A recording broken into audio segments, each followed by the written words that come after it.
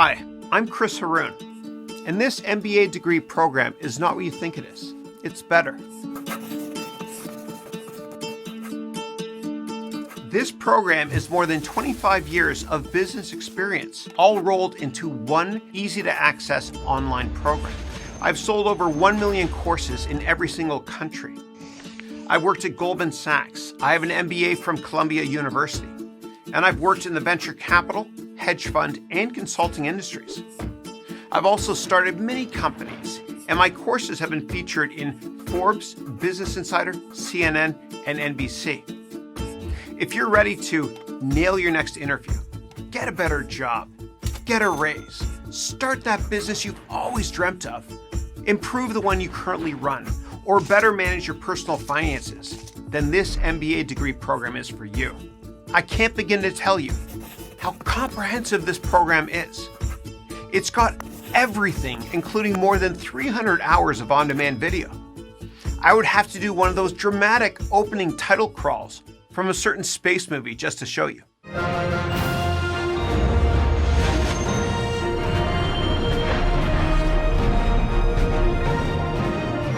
And check out all the amazing reviews from students who have already enrolled in this MBA degree program.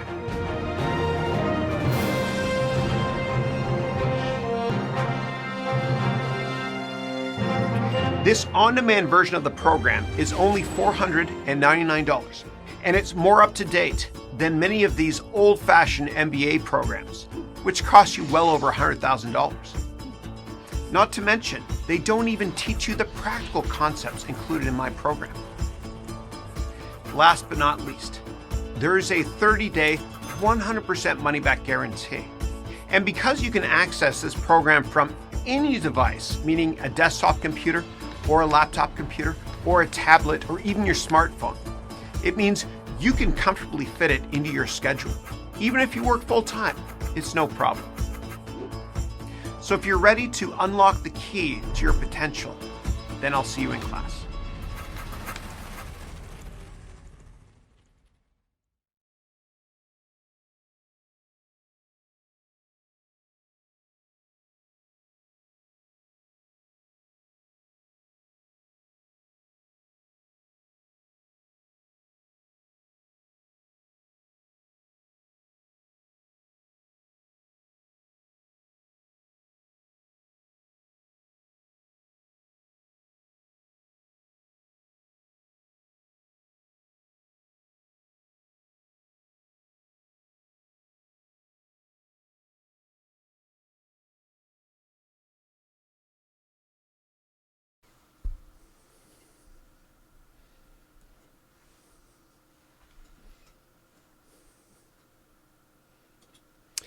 Good morning and welcome to our 90-second weekly webcast. If this is the first time you're joining us, welcome. If you've been with us before, welcome back. And so the way the call works is this is a 3-hour call. It goes from 8 a.m. San Francisco time until 11 a.m. San Francisco time. And I answer the questions in the order in which I receive them. You can ask me business questions, personal questions, career questions. This is an AMA like Reddit, AMA standing for Ask Me Anything. What we usually do is within 24 to 48 hours of this 90-second call being completed, you can go to the YouTube replay and then go to the description field and you can see every single one of the questions with a time code. So you can get immediate clickable access so I can save you time. So we've done more than 500 hours of these weekly calls so far. It's unbelievable. We're coming up on our 100th milestone very, very soon. I still do make mistakes, though. I still do make mistakes. This morning, I had significant issues with Wirecast. We had to use a product called OBS, which stands for Open Broadcast Software, which anybody can download and anybody can do a webcast for free. It's a free software product. I'm happy to teach you how to use this well if you'd like. Without further ado, let's begin, and thank you as always. The first question here is from Peter. Peter is saying, Shark Virtual Reality is such a runaway success with billions of dollars of revenue and profits. Why go public when they can just stay private and have more independence in making decisions. So I love it. Thank you for that. And for those you not familiar with Shark Virtual Reality, it's a fictitious company that I created in my complete financial analyst training course on Udemy. And Tony Shark is the name of the entrepreneurs, and he has these Shark Virtual Reality software goggles. And we have a lot of case studies on him in my MBA degree program. As in my program, there's a pretend takeover bid of Nintendo by Apple. And Tony Shark, hypothetically speaking, has a big contract already with Nintendo to do virtual reality. And that deal gets called into question. And my MBA degree students and I are having a lot of fun doing that. I wear a bunch of different costumes, and including that painter Bob, whatever his name is, with the big hair. Too much fun. Yeah. Thanks for asking. Sudeep is asking, what are your thoughts on gold? Yeah. So I think gold is usually a contra-indicator. It's somewhat counter-cyclical to the extent that gold usually goes up a lot when there's fear in the index, in the markets in general. And so when the price of oil goes up a lot, it's partially due to the fact that economies are doing well or expected to do better. But what happens usually is, as people expect the economy globally to do better, the price of gold goes down because it's a fear factor index. It's almost like the VIX. Like if you go to Yahoo Finance and you type in VIX, it's the volatility index set by the Chicago Board of Exchange, CBOE. And the VIX is a fear factor index. And the VIX reached its all-time high just a month or two ago during this awful corona pandemic. And so think of gold like that kind of. Usually, it's kind of a fear purchase, kind of like the US dollar is usually. If the global economy is in a massive slump, it's all relative. People tend to buy more secure products like the US dollar. As well as gold. And if you're interested in buying gold, I don't recommend buying gold bars. A lot of people do that because you don't know if it's pure or not. What I recommend doing is go to Yahoo Finance, and what you can do is invest in GLD, okay, which is the ETF. And actually, let me show you this. Probably better if I show you. All right. So go over here, and I will take you with me to Yahoo Finance. And then you type in GLD, and the fees are really, really small, less than 0.5%. Okay, and this is a form of an ETF, exchange traded fund. So if we go here, and don't ever pay, please, for any software ever, or any website access when it comes to financial information. You can get it all for free right here. And don't take anybody's opinion ever, because nobody's smarter than you. And I mean that sincerely. Don't take anyone's opinion, because everybody is biased when they tell you what stocks to buy. If it's a CEO being interviewed on television, she or he are great salespeople. That's how they became CEO. You just can't, you have to take what they say with a grain of salt. Same thing with any mutual fund manager being interviewed on television. They're biased as well. And they often disclose what they hold. However, sometimes they don't. And of course, they're going to say great things about the stocks that they own. So let's look here at GLD. Okay. So we could see here that it's actually a very, very low fee. See here, annual report expense ratio net, 0.4%, which is not bad, which means when you buy it, you have to pay that 0.4%, which is fine because you know it's the real deal. It's real gold and it's uber liquid, meaning you can sell it really, really quickly if you need to. Yeah, it's a great question. Thank you. All right, next question is it the best time to borrow money from a bank as interest rates are historically low? Yeah, so I would say for mortgages, absolutely, if you can find a really, really cheap mortgage. And I refinance my mortgage all the time. And I don't recommend that anybody in the United States pay off their entire mortgage because unlike most other countries, you get a discount or actually a tax incentive to write off the interest on your mortgage. So it's in order to be fiscally responsible, your fiduciary duty, if you're advising people on their mortgages, to tell them don't pay the entire thing off. Now, I'm not telling you to be reckless and take on too much debt. However, there are great tax benefits to having a mortgage. Never, ever pay it off. That's why I recommend in the United States. In Canada, it's a little bit different. Like I remember when I was growing up in Canada in 1980 or so, what happened was interest rates were extremely high because what happened was inflation was high. And so the Federal Reserve chairperson at the time in the United States, his name was Volcker, and he passed away recently, God bless him. But what Volcker did was he was worried that we would get mass hyperinflation and the value of the dollar eventually would be worth nothing. And so what he did was he actually flew to Germany and he met with the chancellor there, Helmut Kohl. And then what he did was Helmut Kohl advised Volcker to raise interest rates materially so as to offset inflation. And the reason why Volcker asked the German Chancellor Helmut Kohl is because Germany is very, very familiar with monetary policy when it comes to devaluation of the currency. And so right after World War I, the Deutschmark went down significantly in value to the extent that you literally had to wheelbarrow in a lot of Deutschmarks into the market just to buy a loaf of bread. And kids were playing with it and making wallpaper out of it and cards and houses and everything. So it was pretty dangerous. But I remember back then in 1980, not 1917, but in 1980, my dad had a mortgage, and it was tough because he had just started his company a couple of years earlier, and interest rates in Canada went up to 20% because of what Volcker did. And you can't write off the interest on your mortgage in Canada and most other non-American countries.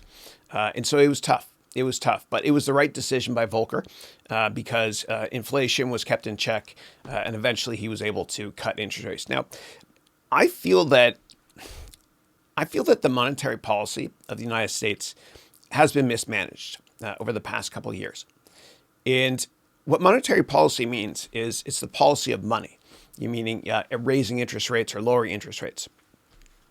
And the reason why I think it was irresponsible is because when times are good, you always want to raise interest rates. Not too much, not up to 20% like Volcker did.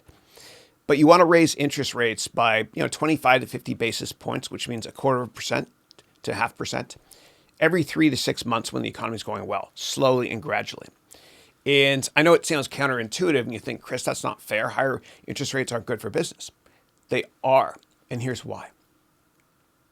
If there's a pullback in the economy, what the government usually does to stimulate the economy is they cut interest rates, right? They shoot interest rates lower, as they say. And they usually do it slowly, 25 basis points, 50 basis points every now and then until the economy starts to improve. And then what they do is they raise interest rates again, rinse, lather, repeat based on different parts of the economic cycle. And you need to do that because if you don't do that, if you don't raise rates when times are good, then when times are bad, you're not going to be able to jumpstart the economy as much as you'd like to. And so the Federal Reserve in the United States ran out of bullets and interest rates are basically zero. And they made a big mistake by for two mistakes, actually. Number one, by not raising rates when times were great, by not raising rates more. And number two, because on a Sunday, a month or two ago, and if you're watching the replay, this is 2020, this webcast, but what happened was on a Sunday, the Federal Reserve raised interest rates by 1%. That's 100 basis points, which is never done on a Sunday. It's crazy. And so the market freaked out the next day because it was too much of a cut. And the market was thinking, oh my God, what does the government know that we don't know? So anyway, I think that in general, when it comes to interest rates being cut and your question about mortgages, once interest rates are cut, you always want to call your mortgage broker and shop around to see if you can get lower mortgage rates.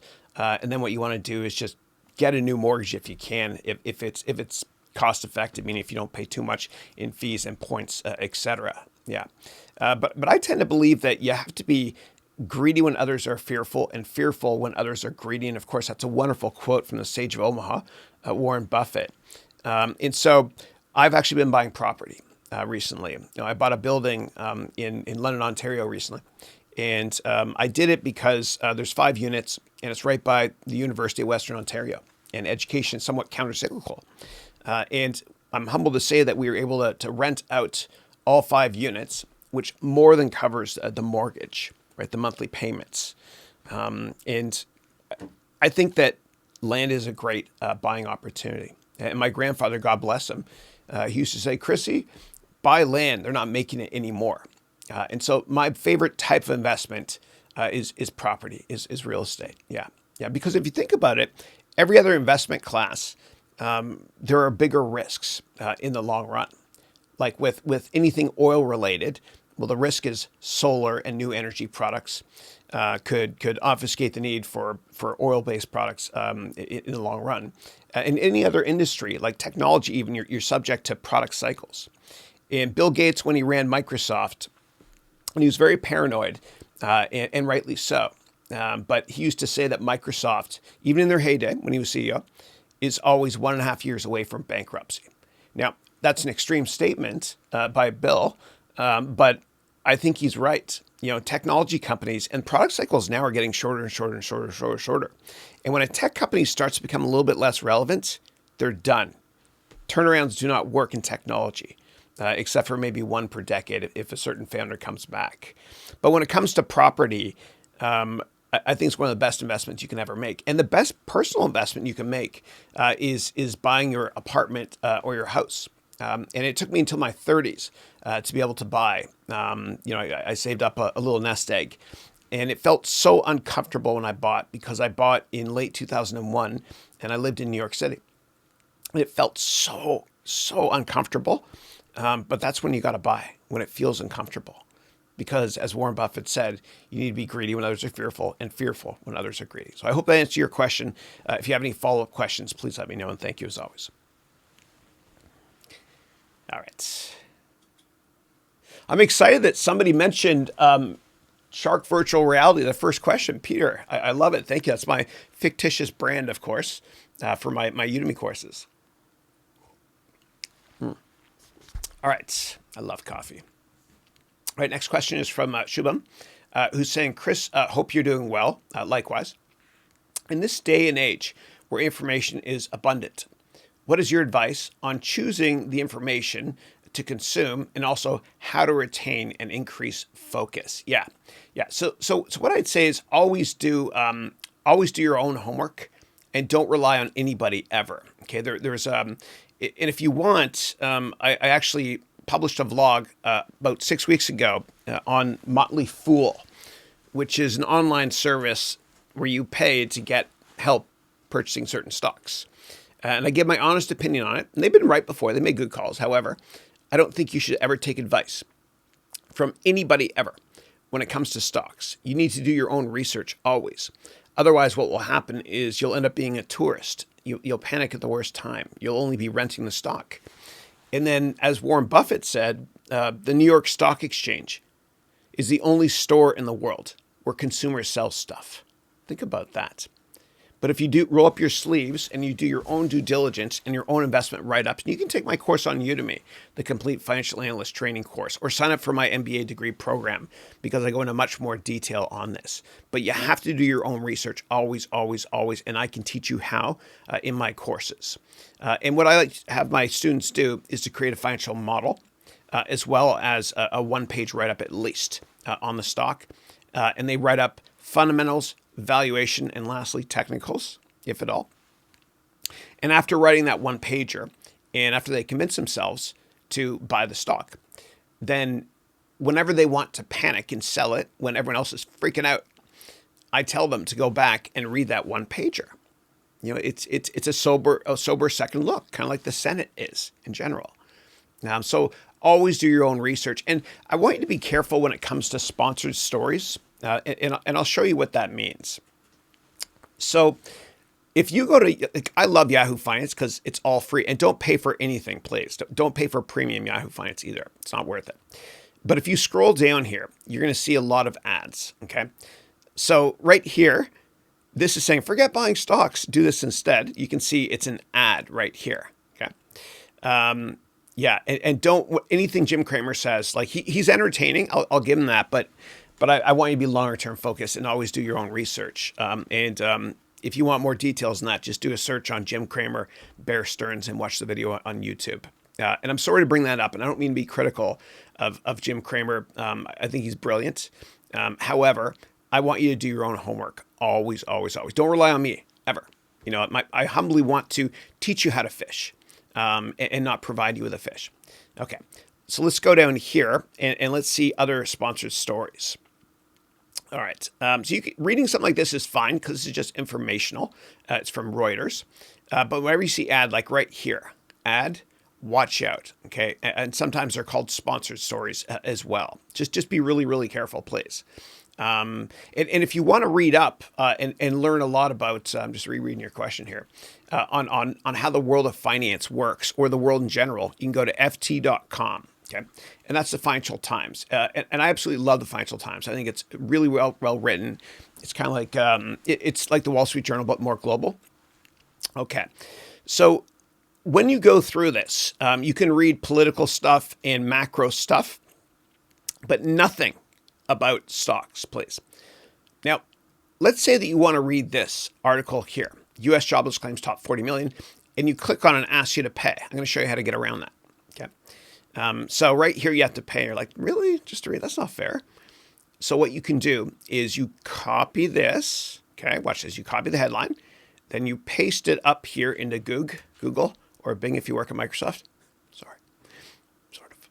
Then you click here and you can get the entire article for free. And the reason why that happens with many publications is if that was not the case, then for search engine optimization reasons, a lot of companies wouldn't have their media publications indexed and you wouldn't be able to find them, which would hurt their ad revenue longer term.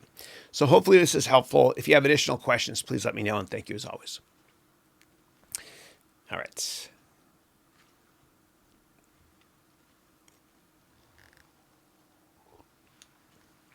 So Shu Ouma is asking, are you going to take applications for your MBA degree program once a year or more frequently? No, actually. So the way it works is there's 3 different SKUs, okay, or versions of the product. And what I'll do is I'll show you right now. Let's go to my website. So go to harouneducation.com. And if you go here to MBA program, then there's 3 different versions here, okay? And what I'm going to do is I'm going to take my face off here. Okay. Reminds me of Canada, face off. Yeah. All right. And so you can see here. All right. So there's 3 versions, silver, gold, platinum. Silver, you can start today. It's a one-time fee. It's over 300 hours of lessons. Okay.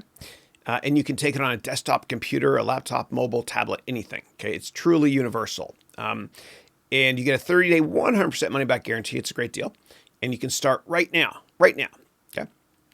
Then there's something called the Gold Program, which is $999 one-time fee. You get everything you get in the Silver Program, plus you get over 200 hours of live Q&A with me. And we've done hundreds of hours already this year with my MBA degree students.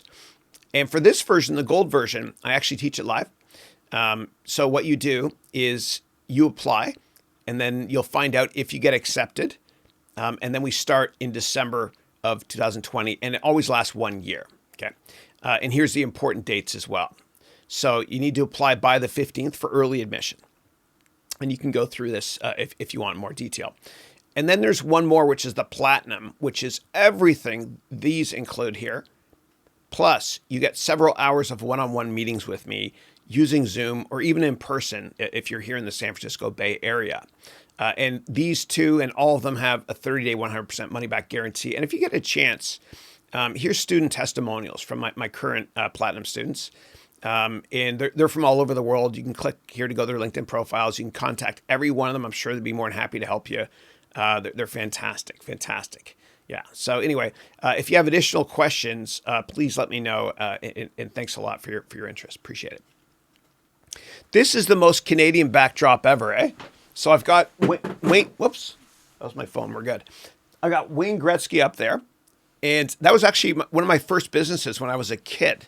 I would collect baseball cards and hockey cards, and then I would go to the photocopy shop and color photocopy, which was a big deal back then. Cost a couple of bucks. I would color photocopy, make a bigger version of it here, and then what I would do is I would mount it using glue stick onto my comic book backboards, those pieces of cardboard. I'm a nerd, and I sell them for $10 a piece. That was one of my first businesses, and I know it's copyright stuff, but I was a kid, so I was protected in Canada under the Young Offenders Act. But I've got more I'll show you here too if you're curious. Yeah. So up there you can kind of see on that shelf I've got Fred McGriff, who's a Blue Jay. That's 84 Don Russ, Don Mattingly there as well. So that was one of my first businesses, man. It was fun. It was fun. And you only have to be right in business one time, as Mark Cuban said. So I've been wrong many times.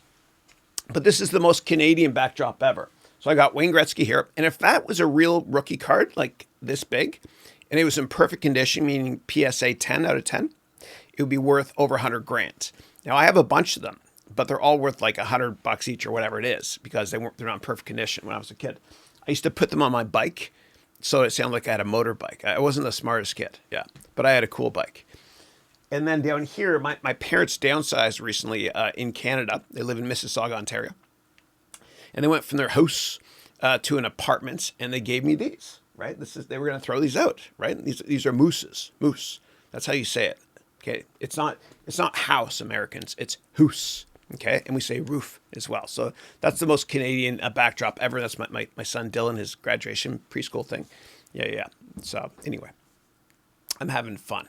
I don't have a job. I have a passion. All right.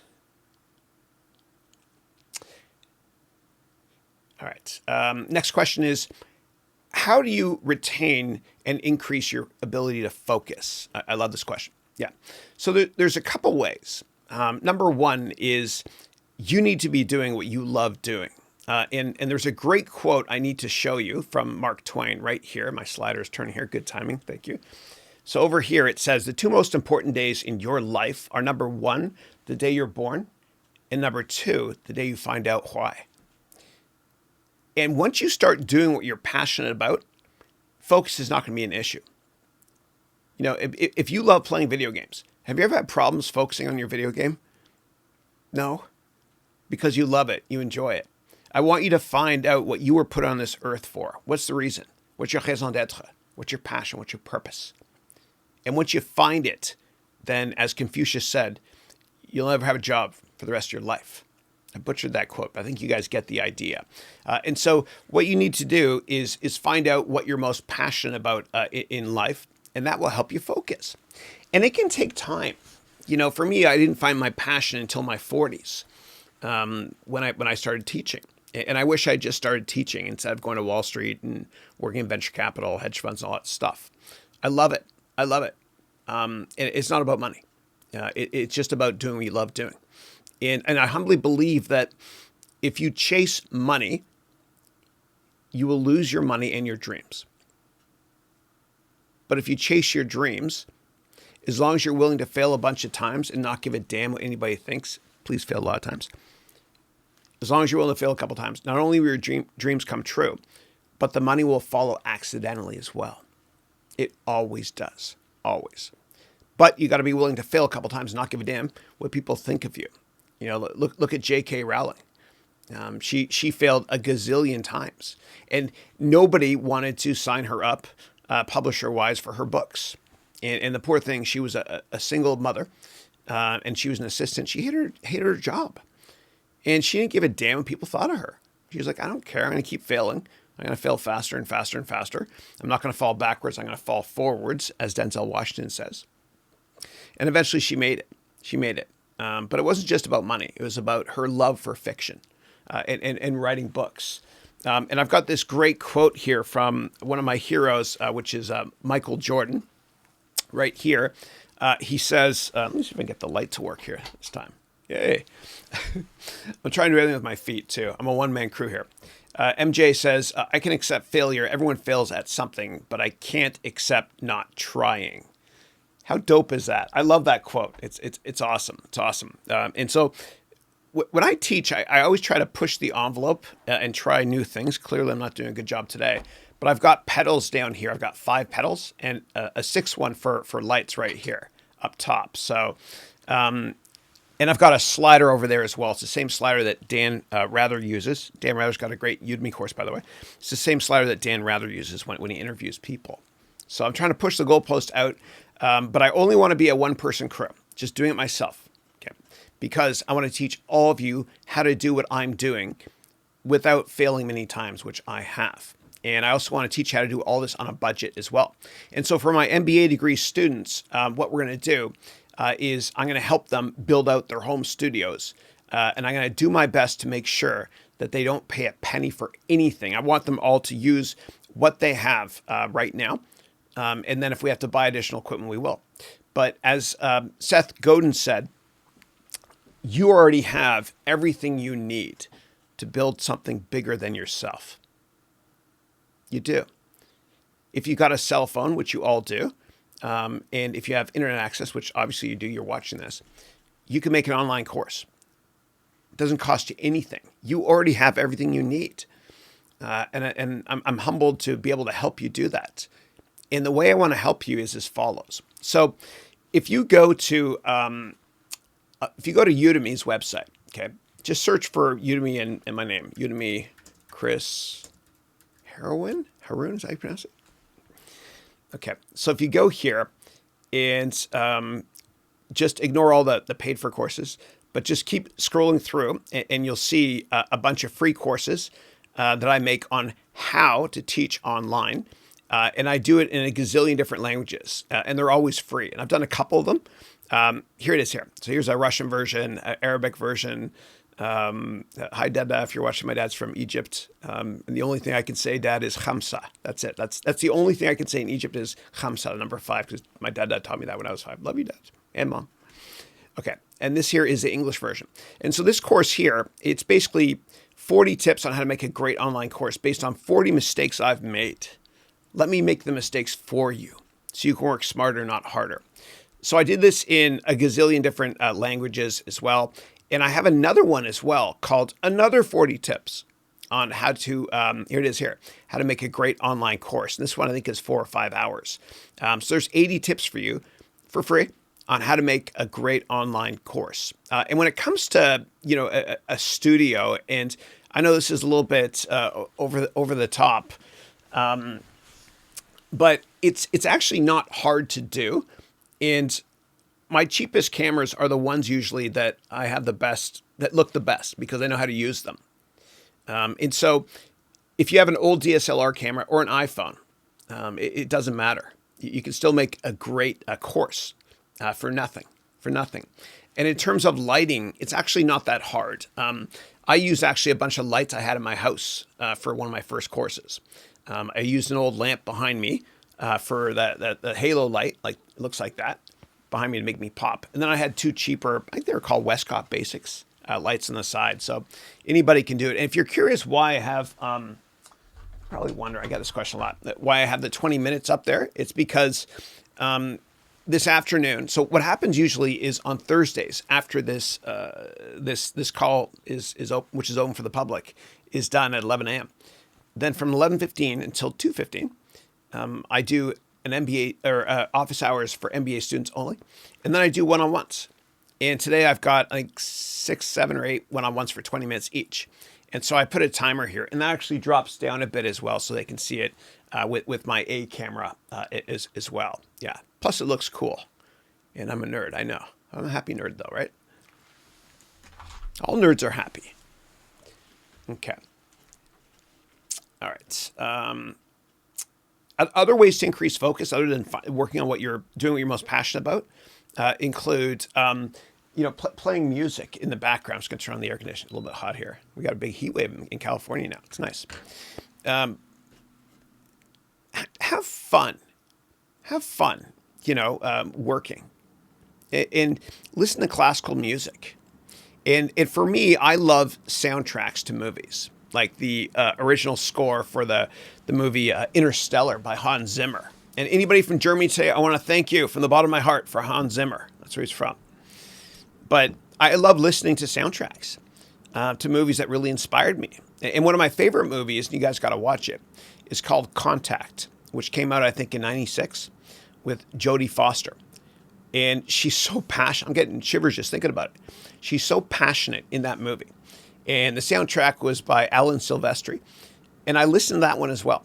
And so when I watch a movie, if I feel inspired, really inspired, then I listen to that music while I work. Well, not while I work. I don't have a job. I have a passion. But it gets me into that zone, especially Interstellar. There's something about that soundtrack that really gets me into that zone to want to just keep working and having fun doing what I'm doing. I love it. I feel inspired. I do.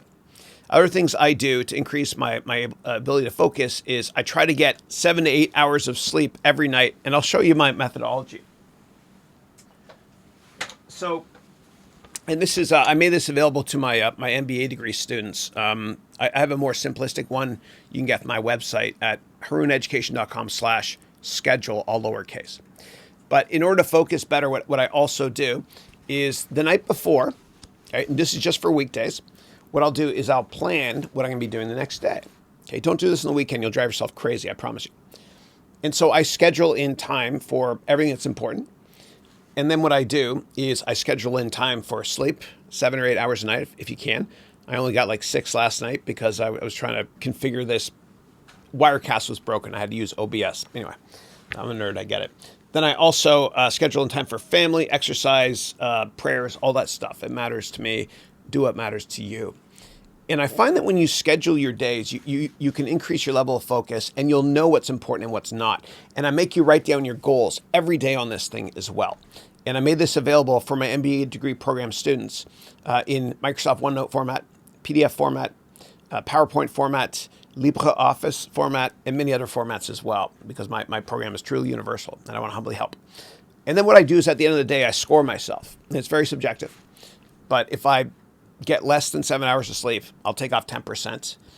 If I don't get 20,000 steps in, which means 10,000, you know what I mean? I'll take off another 10%. If I don't pray, I'll take off 30%. That sort of thing. And that helps me to focus. Another way I focus actually, and let me just put this back over here. Another way that I like to focus is by biohacking. And so I consume a lot of herbs and vitamins. A lot. And I don't listen to doctors. This is just me. And by the way, if you go to the doctor to get a checkup and your doctor's not in great shape, get a second opinion, especially if it's something life-threatening. And do your own research. Always, always, always when a doctor tells you something. Always, okay? But I believe that we're all deficient. We're all deficient in a number of vitamins, okay? And please do your own research on this. Don't just rely on me, okay? Because I'm not a doctor. Okay? But I think that we're all deficient in a handful of vitamins. And sometimes we don't know what they are. And yes, you can get blood tests and other tests to find out what they are. But sometimes we don't in our body, and we can't really track it. And so this product I take, and I'm not sponsored by anybody ever. Okay, I will never make a buck off of anything I mention. Okay, I want to humbly help. So I take these. It's from a guy named Dr. David Williams. And if you're going to buy this product, do research first, obviously, and also only buy it with coupons. Okay, just wait for a sale. But these things, they've got everything you need. Okay, I take one of these a day. He recommends 2. I do 1. And so I get 100% of my daily recommended dosage of all vitamins here. And I feel like if we blast our bodies with 100% of the recommended daily amount for each vitamin, then the probability of us getting sick goes down a lot. And what you also have to do is you have to ask around in your family and find out which diseases your older relatives have or had. Because you might be able to use vitamins and pre-medication to nip in the bud so it never actually happens. Okay. And what I also did was I had my DNA sequenced years ago. And the results came back and said there's a 47% probability that I will lose my eyesight in my 60s through something called AMD, or age-related macular degeneration. And my grandfather had that actually as well. And so I'll show you what I do for that. So I actually just kind of I got a bunch of them here. So these here are some of the herbs I take. I take calcium as well because I cut out milk, and so I need to get calcium from this and green vegetables.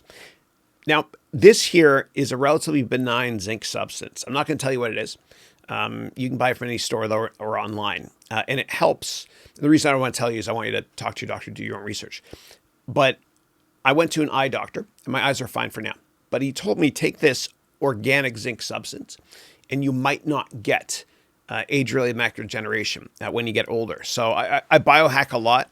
I consume a lot of other products too, like Bacopa, which helps me to focus better and speak gooder. And I also drink Bulletproof Coffee as well. And for those of you not familiar with Bulletproof Coffee, it's this great Canadian company. I'm a little biased. I'm from Canada. They live on this Canadian company on the west coast in British Columbia. And basically, he created a coffee that when it ships to you, there's not many preservatives in it, because a lot of coffee that you buy has preservatives in it. And then what happens is you get that high, which is awesome. I love it. It's the only drug I take. This is my DOC, my drug of choice, coffee. I drink one of these a day. You get that high, but then you crash hard because there's mold actually that grows in the coffee. And so Bulletproof Coffee doesn't have that. Yes, I know some of the stuff I take has to be a placebo. It does. I do what works for me, do what works for you. Then what you do is you put in what's called MCT oil from Bulletproof. And it's like coconut oil. And if you're going to do it, just put a tiny, tiny drop on the first day, and then 2 drops the next day, and eventually, get up to a teaspoon or tablespoon. And then there's one more thing that I put in this. And you're going to think I'm crazy or crazier. So what I also put in, I don't put in milk or sugar. I put in 1 tablespoon of grass-fed organic butter. And the reason I do that, and people have been doing this, they've been biohacking like this for hundreds of years by putting butter in their coffee or their tea. Not a massive amount, just some. And what it does is it gives you this insane ability to focus. Kind of like in that movie Limitless with Bradley Cooper. A lot of people say I look a lot like Bradley Cooper.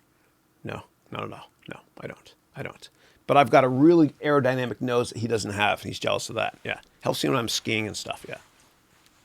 But there's a movie called Limitless with Bradley Cooper, and he takes this drug.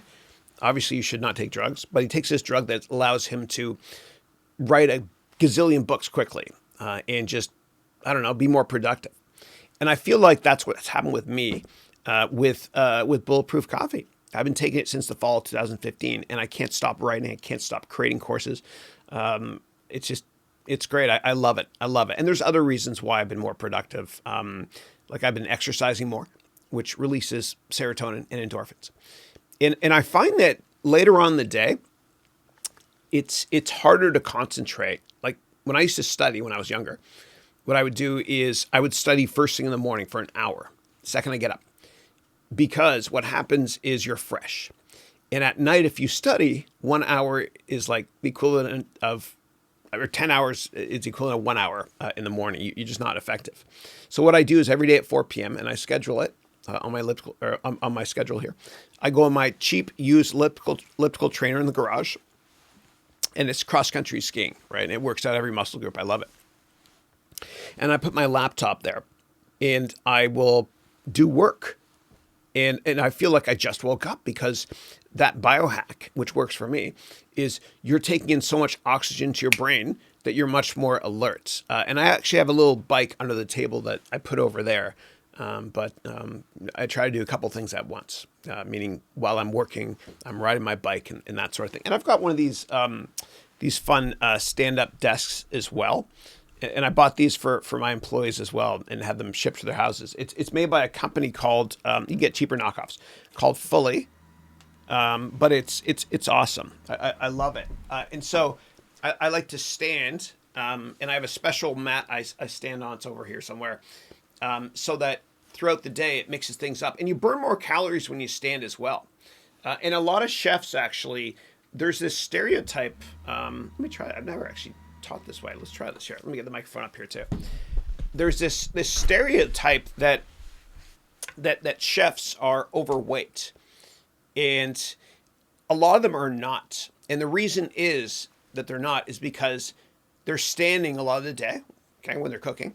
And also they don't sit down for meals. They have small meals throughout the day because they're chopping stuff, okay? Pew, pew, pew, that's a choppa. They're chopping stuff and they take little samples every now and then. And so if you eat smaller meals, and I create a shake every day, this has got every antioxidant in the world I could find. But whenever I'm a little bit hungry, I'll take a sip. And so I do that throughout the entire day. And because a lot of times when you're like, we tend to overeat a lot. It just especially here in the United States. But like, don't ever get a second helping of something. When you finish your first serving, drink a glass of water, a whole glass of water, wait a little bit first, and you'll see that will fill you up as well.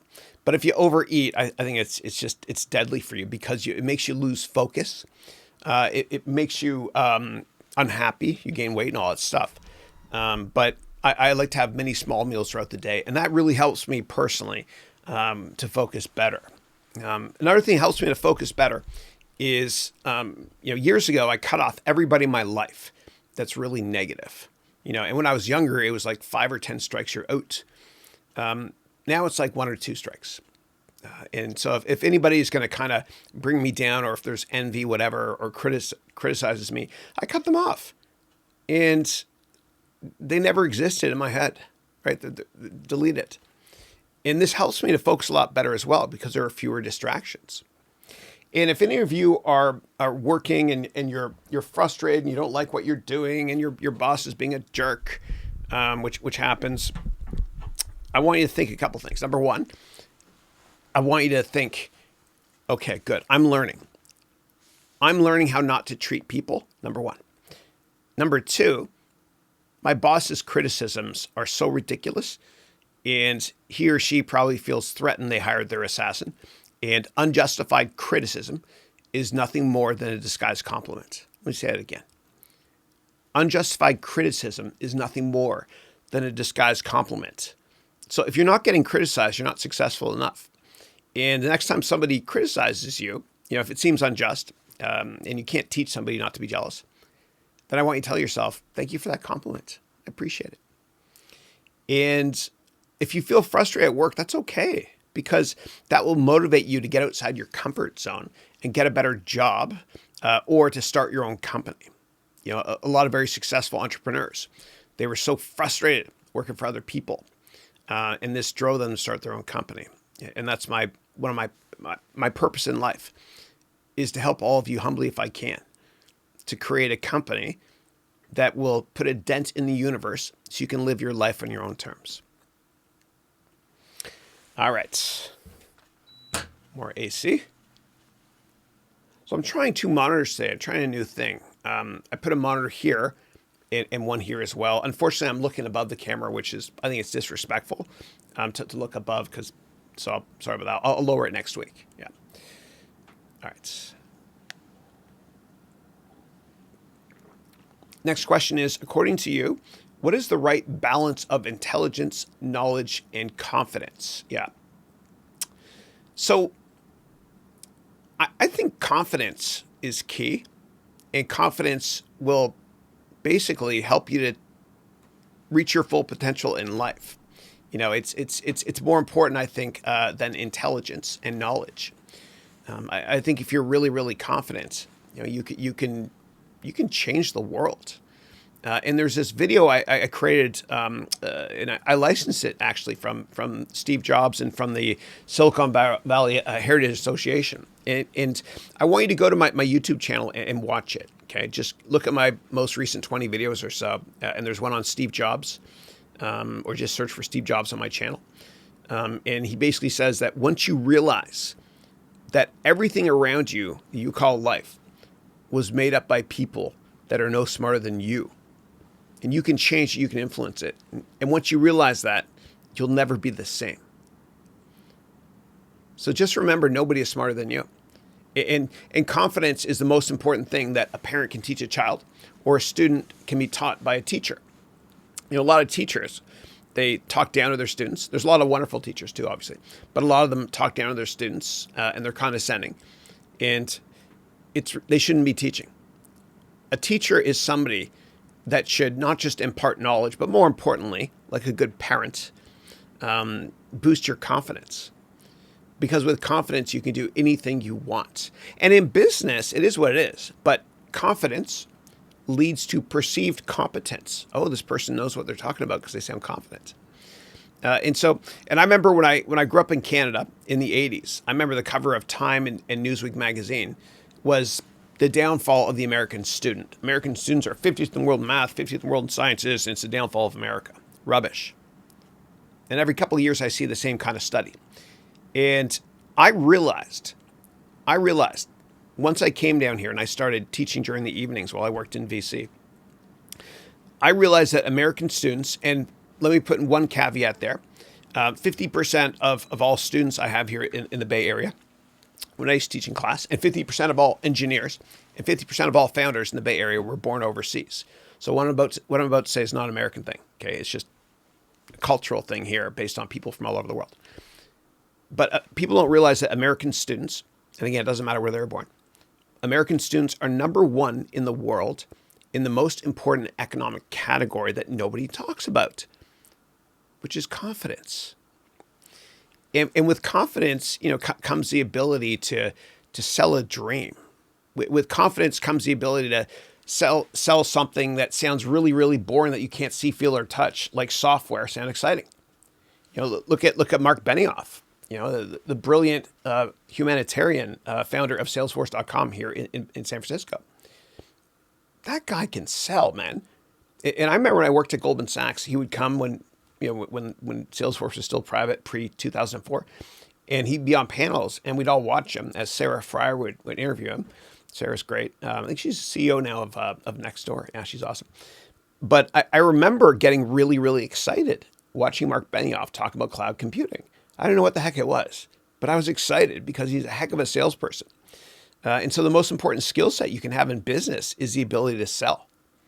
And the way to sell more is to just be confident. And confidence is a switch, dude. You turn it on or you turn it off. For most people, it's off. And you just got to tell yourself, this is how you boost your confidence. I don't give a damn what anybody thinks of me. I just don't care. And I want to show you something that I think is life-changing. Humbly. I'll use this here. All right.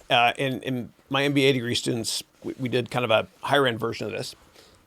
So this here on this axis, this is a chart, okay? Y-axis, X, yeah.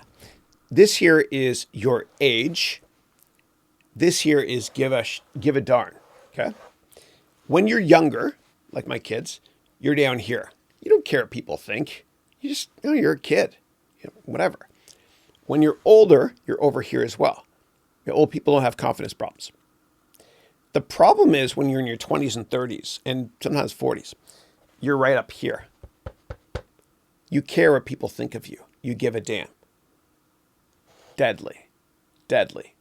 And I call this the triangle of despair, and you need to avoid this.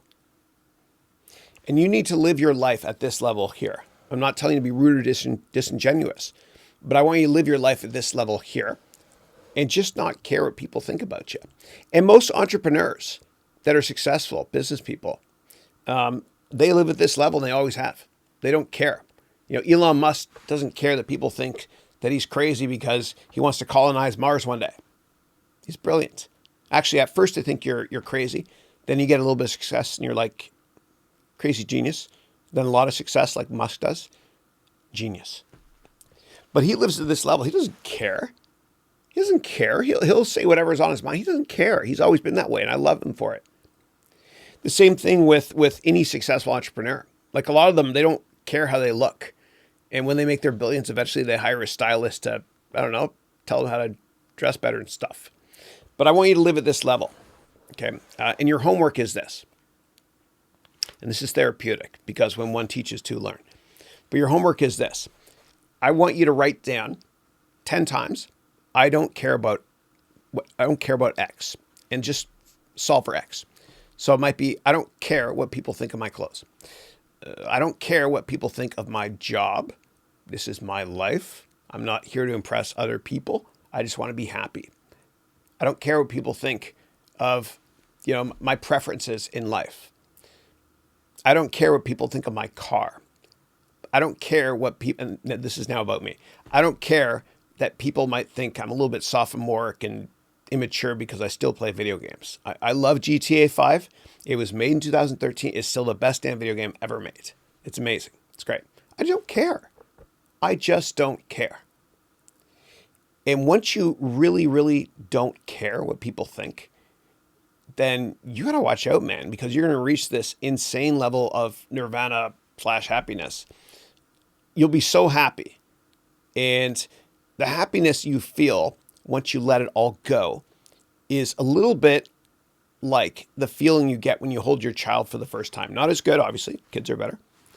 But the first time you hold your child, you unlock a sense of happiness you never thought you had before in your life.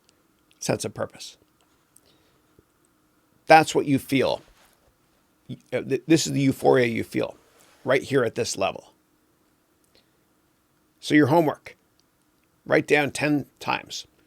I don't care about X. I don't care what people think of X. Say it, repeat it, and believe it, and you'll change. And you'll be like the Rodin sculpture, I think, therefore I am. Because perception becomes reality. What you think of yourself is what you are.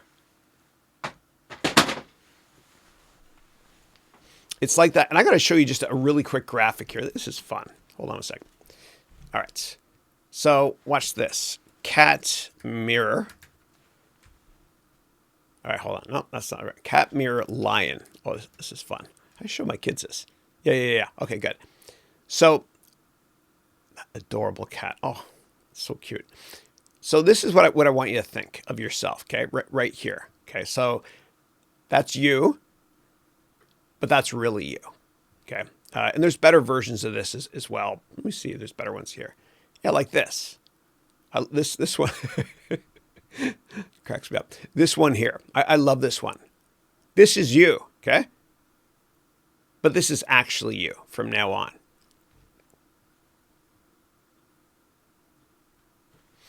All right.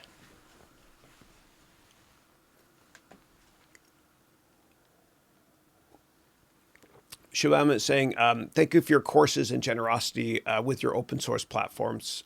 Being here and learning is always amazing. My pleasure. My pleasure. And thank you for being here as well. My students inspire me so much. Yeah. All right. And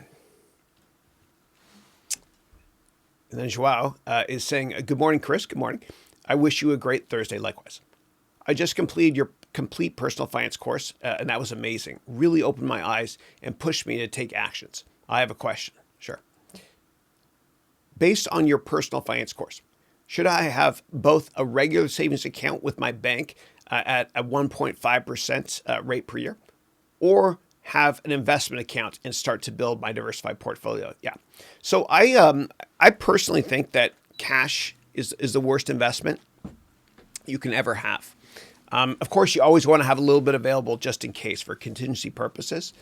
But the problem with having cash is that, and not investing it, is that governments, and this is so unfair, because you work your butt off to make money, governments can make the cash you have worthless or worth a bit less by printing more of it, which is certainly what's happening now in this global steal from us or stimulus program, which is the right call actually by governments. So you can't control how much of that cash governments are going to print. And so cash is always the worst investment. So what I would recommend doing is I would recommend having a diversified investment portfolio. As I mentioned in the course, consisting of stocks, bonds, commodities, real estate. And you can buy REITs, REITs, real estate investment trusts. It's kind of like a stock. You type up the ticker and you'll see them. Go to Yahoo Finance and type in the word REIT, R-E-I-T, and look at the drop down. You'll see a ton of REITs there. I want you to have a diversified investment portfolio. And I want you to be global as well. I don't want you just to invest in one country. I want you to be global. And I don't want you to invest in just one sector as well. And if you take my MBA degree program, we go into much, much more detail on how to create a bulletproof, diversified investment portfolio. I will never tell my students what stocks, bonds, commodities, or REITs to buy. It's not my role. My role is to teach my students how to fish instead of give them a fish. Yeah. Thank you, though. Appreciate that. All right. Next question is, Chris, what do you think about modern monetary theory? What makes sense for you? Yeah. So I don't actually, anything theoretical in economics, I ignore completely. I feel that a lot of the stuff that we learned in business school, and I have a couple of business degrees, really don't help you in the real world unless you want to be an economist. Like I've never used supply and demand graphs or graph charts in my life. a lot of the calculus I learned, I never used that stuff. So a lot of the stuff we learn in school is just too theoretical. And so I pride myself humbly on teaching based on my real life practical experience. All right, next is Neil. Good morning, Chris. Good morning, Neil. Can you recommend any financial websites or any other resources where one can increase their financial knowledge? Yes. Just go to the ft.com. And I talked about it earlier today. So you can rewind if you want. I think it was one of the first questions. Yeah. Go to ft.com. Don't buy it, though. Don't pay. Don't subscribe. Okay. I'll never get sponsored by them, but I don't give a damn. I want to help you, even if it hurts me. I don't care. But go to ft.com.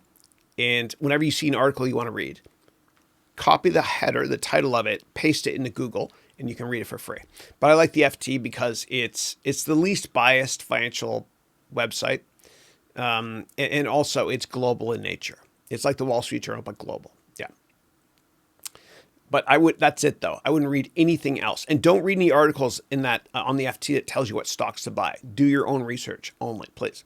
And you can take my complete financial analyst training course. I'll teach you how to do your own research, or you can sign up for my MBA degree program, which is much more in depth as well. And I can help you out with that humbly. Thank you. Abhishek is saying, what is the importance of supply chain management in this scenario? Yeah. And I don't see what the scenario is here. If you want, you can just provide a little bit more details, please. And that would be helpful. But what I will say when it comes to a supply chain and inventory, inventory can destroy a company. And it's misleading because it doesn't show up on an income statement. And on the balance sheet, if you look at the current ratio, which is current assets divided by current liabilities. And by the way, I have this here for my MBA students. I'm teaching them about their personal balance sheet next week, my MBA degree students. But inventory, which doesn't show up in the current ratio, shows up in what's called the quick ratio. It's really misleading because inventory can destroy a company, even if a company appears very profitable. And that's what happened to the video game industry from a supply chain management perspective, back in the 80s. I remember for Christmas one year, I think it was 82 or 83, the most sought after game was E.T. And what happened was they thought, and this is for the Atari 2600 back in the old days, I'm certainly dating myself here. But what happened was they thought that E.T. was going to sell out everywhere, that video game. It was a disaster. I got it. I remember it was brutal. Like you're E.T. and you walk around, you can't turn around backwards. You have to always walk this way, and you try to look for M&Ms, which Spielberg actually made up on the spot when he was filming E.T. But it was such a disaster of a game and they made hundreds of thousands of these cartridges that it actually bankrupted Atari and the entire video game industry in the United States. And so what they did was they actually, and you can Google this is fun, but they actually buried hundreds of thousands of cartridges, E.T., in the desert. And you can actually buy them if you go to eBay now. They're collector's items. And it caused the entire sector to blow up. ColecoVision became less relevant, and Coleco stands for the Connecticut Leather Company. They used to make great video games too. And it caused Intellivision to basically go belly up as well. And then a couple of years later, in like 85 or so, Nintendo entered the market and changed it forever. Yeah. But inventory can destroy a company. And that's why I recommend with my MBA degree students, and we're talking about how to start companies. And they're actually part of my venture capital boot camp as part of the program in the second half. But I always tell my MBA degree students that I don't want you to make a physical product. I want you to sell a service or teach online, where you can use the WORM methodology, WORM, which is write once, read many. And if you are going to create a product, then make sure to use the Michael Dell business model. And so Michael Dell, we all know, started Dell Computers from his dorm room in Texas. And what he does is you can buy a computer from Dell online, and you can customize it, and then they'll build it after you pay for it. Then they'll ship it to you. I want you to use that. It's like just-in-time management practices, which was pioneered by Edward Deming in the 1980s. I want you to sell stuff first and then make it later if you can.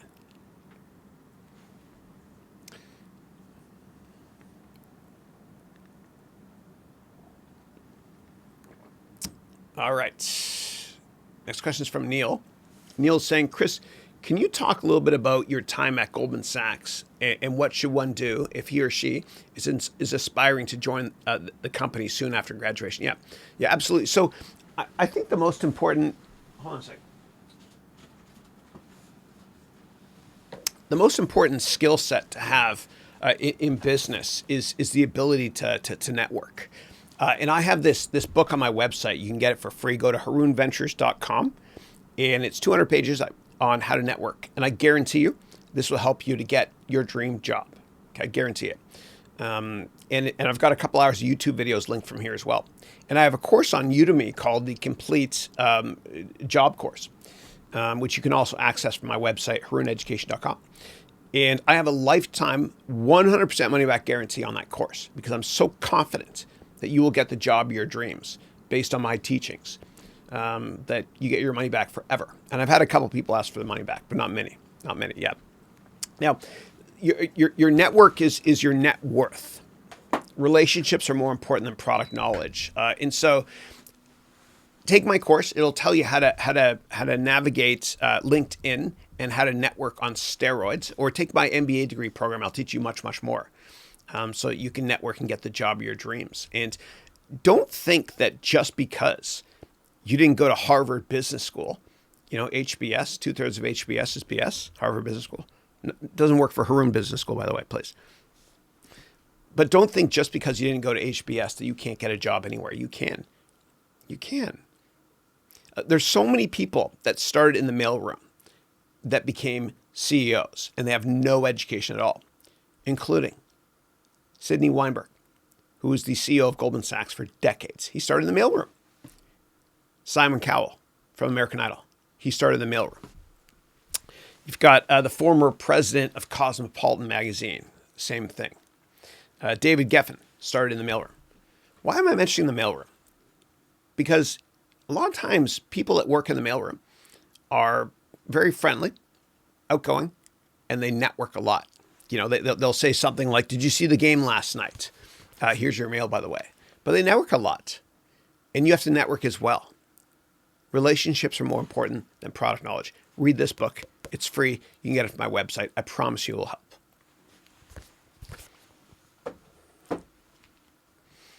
Next one is Rishab is saying, "Hello, sir. Call me Chris, please. What are those businesses which will grow ultimately in a recession period?" Yeah. So the counter-cyclical companies that will grow regardless are food companies. We all have to eat anyway, right? So, and companies also with high dividend yields, not too high, but companies that are recession-proof. So companies like, let me think one, Campbell Soup. CPB is the ticker. Soup is good food. People are still going to eat food and canned goods during a recession. In fact, probably more so now because of COVID. Yeah.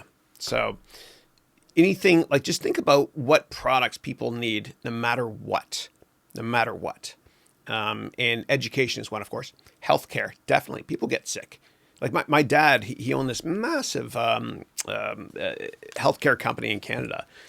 He's a doctor and a radiologist, which means he fixes radios.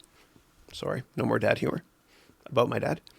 But my dad's business would always pick up in recessions. People get more sick, I guess. So I think healthcare is definitely counter-cyclical. So I would definitely look into that one. Yeah.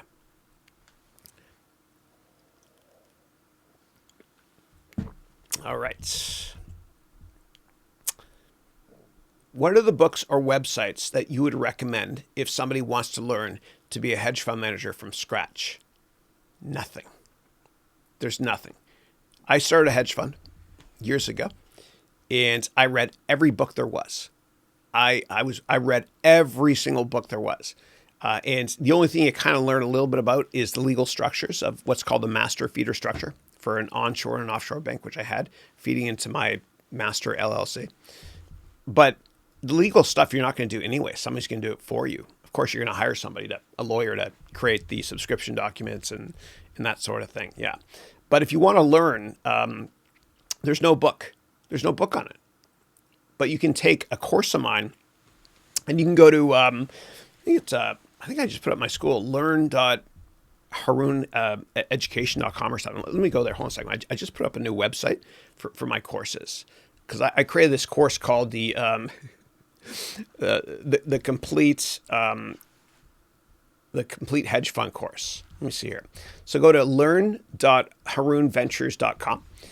And then when you're here, and you can get all my courses for $9.99. I'm signed up to all of them because I made them. But right here, you'll see this one here.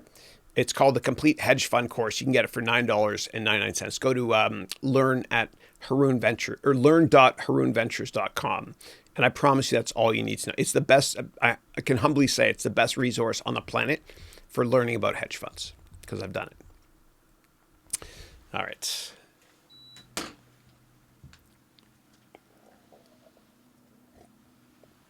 And Pratik is saying, hi, I'm 16. Welcome. I want to go to a top university like Stanford and MIT, but they are too expensive. And also, I don't have any plans of getting a job. Okay, to pay for it. I get it.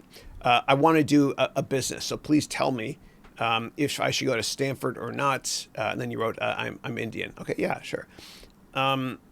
So what I would do is I want you to write down your goals. And I want you to write down your 10-year goals right now. And what's your perfect life in 10 years, okay, when you're 26. And in order to fill that gap, if you need to go to Stanford or MIT, then consider it. Otherwise, I don't think it's worth it. You know, my kids, I feel like my kids are like the last generation that feels like they have to go to school, university, or maybe not even. And it's their life. I got 3 boys. My oldest one's 16 now. Completely up to them. But I think if you network aggressively, you can get anything you want in life, period. But if you decide when you're doing your 10-year goals that you cannot achieve those goals without going to Stanford, MIT, then I would consider it. And just get in first and then figure out how to pay for it later. There are scholarships. You can figure it out. And you can even defer acceptance at a lot of universities for a year or two until you have enough money to pay for it. That sort of thing. Yeah. Yeah. And I have a course actually. It's called How to Get into the Top Business Schools. And it's on Udemy. You can check that out because I give you a great strategy on how to get in any university as well by making yourself stand out, appear different with different life experiences. Yeah. All right. Kunal is saying, good morning, Chris. Hope you're doing well. Likewise. Juan David, how are you? Juan David is 17-year-old, I think you mentioned before. He lives in Chicago. He and his mother immigrated from Venezuela, and he has a best-selling book called Generation Optimism, which the Chicago Tribune wrote about, and so did I. It's great, yeah. And he's given 2 TEDx talks at 17. Amazing. And so Juan is saying, good morning, Chris. Excited to be here, likewise. How is your family both in the United States and Canada? I truly hope they are well. And then you wrote, wow, it's already the 92nd episode. The 100th is getting here. Are you celebrating? Yeah, I think we'll do something. I don't know what yet. We'll have to celebrate, yeah. But great to have you. And so my family's in Canada. My dad immigrated from Egypt. He grew up in a place called Sohag, which is south of Cairo. He immigrated from Egypt to Canada in 1967. And my mom was born in Vancouver, and then they moved to Toronto. And so my mom met my dad in a hospital. My mom was a nurse. My dad's a doctor. And my dad's pickup line was, do you have a Tylenol? It's true. Dad, if you're watching, tell me if that's true. I think it is true. Yeah. And then my dream was to always come to the United States to work on Wall Street and work in Silicon Valley. And so I came down here, got a job down here, and I had a company sponsor me for a green card and all that stuff. Yeah. But you don't have to come to America to start a company. Like when I was younger, 20 years ago or more than 20 years ago when I did my MBA in the States, I kind of felt like if I wanted to start a certain kind of company, like a tech company, I had to live in Silicon Valley. That's no longer the case. We've witnessed the death of distance. You can start a company online from anywhere in the world. You don't have to be in the Bay Area here in San Francisco. And the taxes are so stupid high here on the West Coast, that, there's companies like Tesla and Palantir that are considering moving out of state. You don't have to be here anymore. You don't. Everything is virtual. Even Tony Robbins, he lived in California forever. And then he picked up and left to go to Florida because taxes are much, much lower. And good for him. Good for him. But you don't have to be in the Bay Area to start a tech company. You all you need is internet access, which you have, and confidence. And you can accomplish anything. And if I can humbly help you start your company, then just please take my complete business plan course or sign up for my MBA degree program, or just ask me on these weekly calls. I do this every Thursday from 8 a.m. to 11 a.m. And I'm never going to stop doing them ever until I'm like 180 years old. Yeah. All right. And Mohammed is saying, hello, Mr. Chris. Hello, Mohammed. Hope you're doing well. Kunal is saying, what all should one include in a stock one pager? Are there any templates one can refer to, or any templates you use specifically? Yeah. So just take my complete financial analyst course, and I provide you with a framework and a one pager and many templates there. I have many more templates though in my MBA degree program, which you can check out at harouneducation.com. harouneducation.com. Yeah. Let me get some water.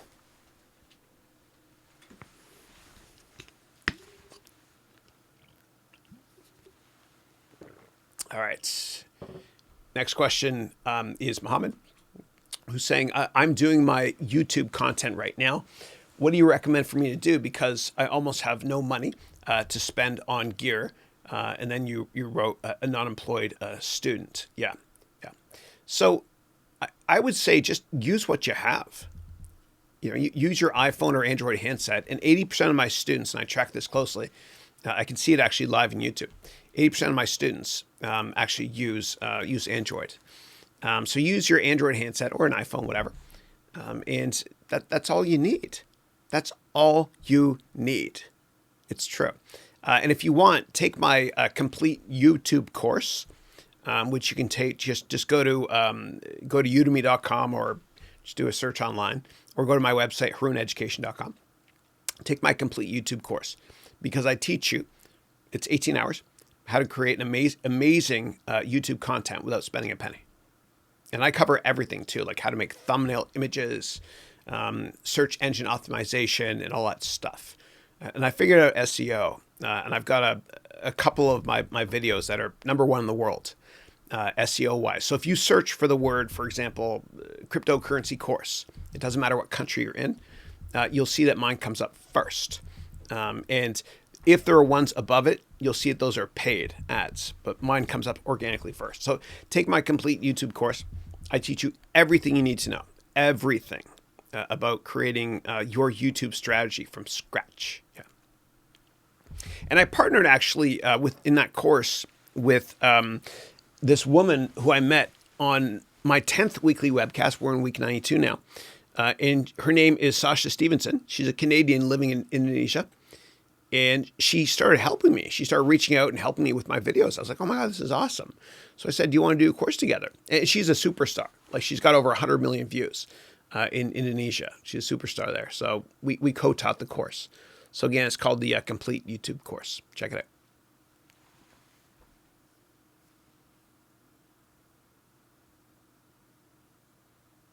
All right. Next one is Kunal is saying, did you hear about the guy named Rob Kenny on YouTube who got 2 million subscribers in one week? He provides dad advice on his channel that goes by the name Dad, How Do I?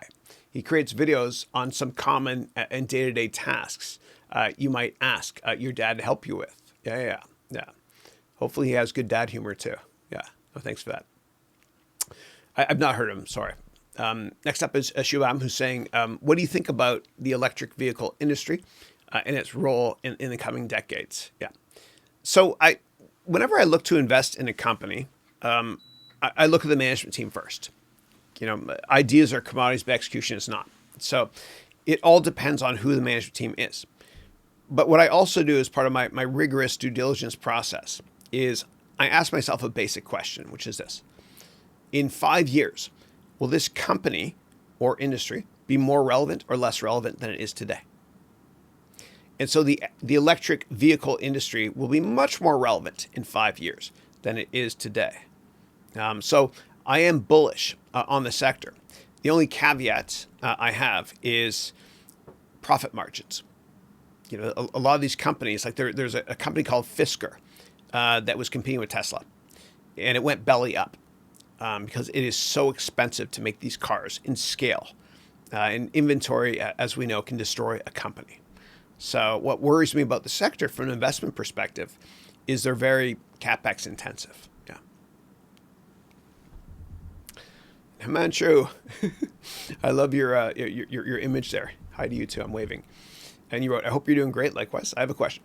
Is it all right to take collateral-free loans for capital expenses for a startup and using own savings for working capital management? Yeah. Yeah. I don't want you to ever get a loan to start a company, because banks are chicken. And if you're literally a couple days late, they can take everything. So if you're going to start a company, what I strongly advise you to do is to bootstrap, use your own money if you have some. And if you want to raise money, don't raise money from a bank. And make sure you register your company too, just in case. You want to protect your family and yourself and your assets and everything. Yeah, talk to a lawyer. But I want you to raise money, if you need to, from high net worth individuals. Okay, don't do venture capital unless you're a bit later stage. And so what I would do is take my complete business plan course, which will teach you how to write a business plan. And I also want you to take my complete presentation course, because it will teach you how to present right from your heart. And it will also help you to be able to get investors. And also take my complete job course, because I go into a lot of detail on how to network to meet anybody. And if you want, you can go to my website, harouneducation.com, and you can download this book for free on networking. It'll help you a lot, I promise you, because relationships are more important than product knowledge, and your network is your net worth. Or you can sign up for my MBA degree program, which goes into a hell of a lot more detail on all those aforementioned topics. Thank you. All right. And then Shreyas wrote here, hey Shreyas, how are you? First time I've seen you on the call. Welcome. I hope you join us again. Thank you. Shreyas wrote, hi Chris, I saw your video on FinTech. It was great. Thank you. Thank you. Appreciate that. Yeah. Finance technology market is hot. Yeah. And most of the investments actually are done venture capital wise by the big investment banks like Citi Ventures, which is has a massive venture capital division, and they're here in Palo Alto, and they invest a lot in fintech startups. Yeah, they're great. I met with them before. Yeah. All right. And Saloni is saying, hey Chris, hey man, who are some great people we can follow in the fields of marketing, trading, and finance? Anyone that provides value. Thanks. Yeah. So first of all, let me say trading, nobody. Because there's no such thing as a successful trader in the long run. I can't name one. Can you? People get fooled by randomness if they trade. So I wouldn't do it. And if any service, online service, offers you, if you pay them to help you learn how to trade, it's a scam. It's an absolute scam. And the reason why I say it's a scam or it's not good business practice is because every month has 20 weekdays. And that means 20 days when the markets are open. So there's so much random stuff that can occur within 20 days, within each month. And traders like to make money every month. It's impossible.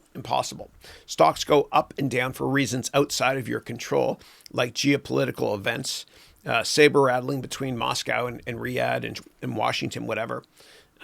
Or stocks you own can go up a lot because a company in your sector just reported great earnings, or vice versa.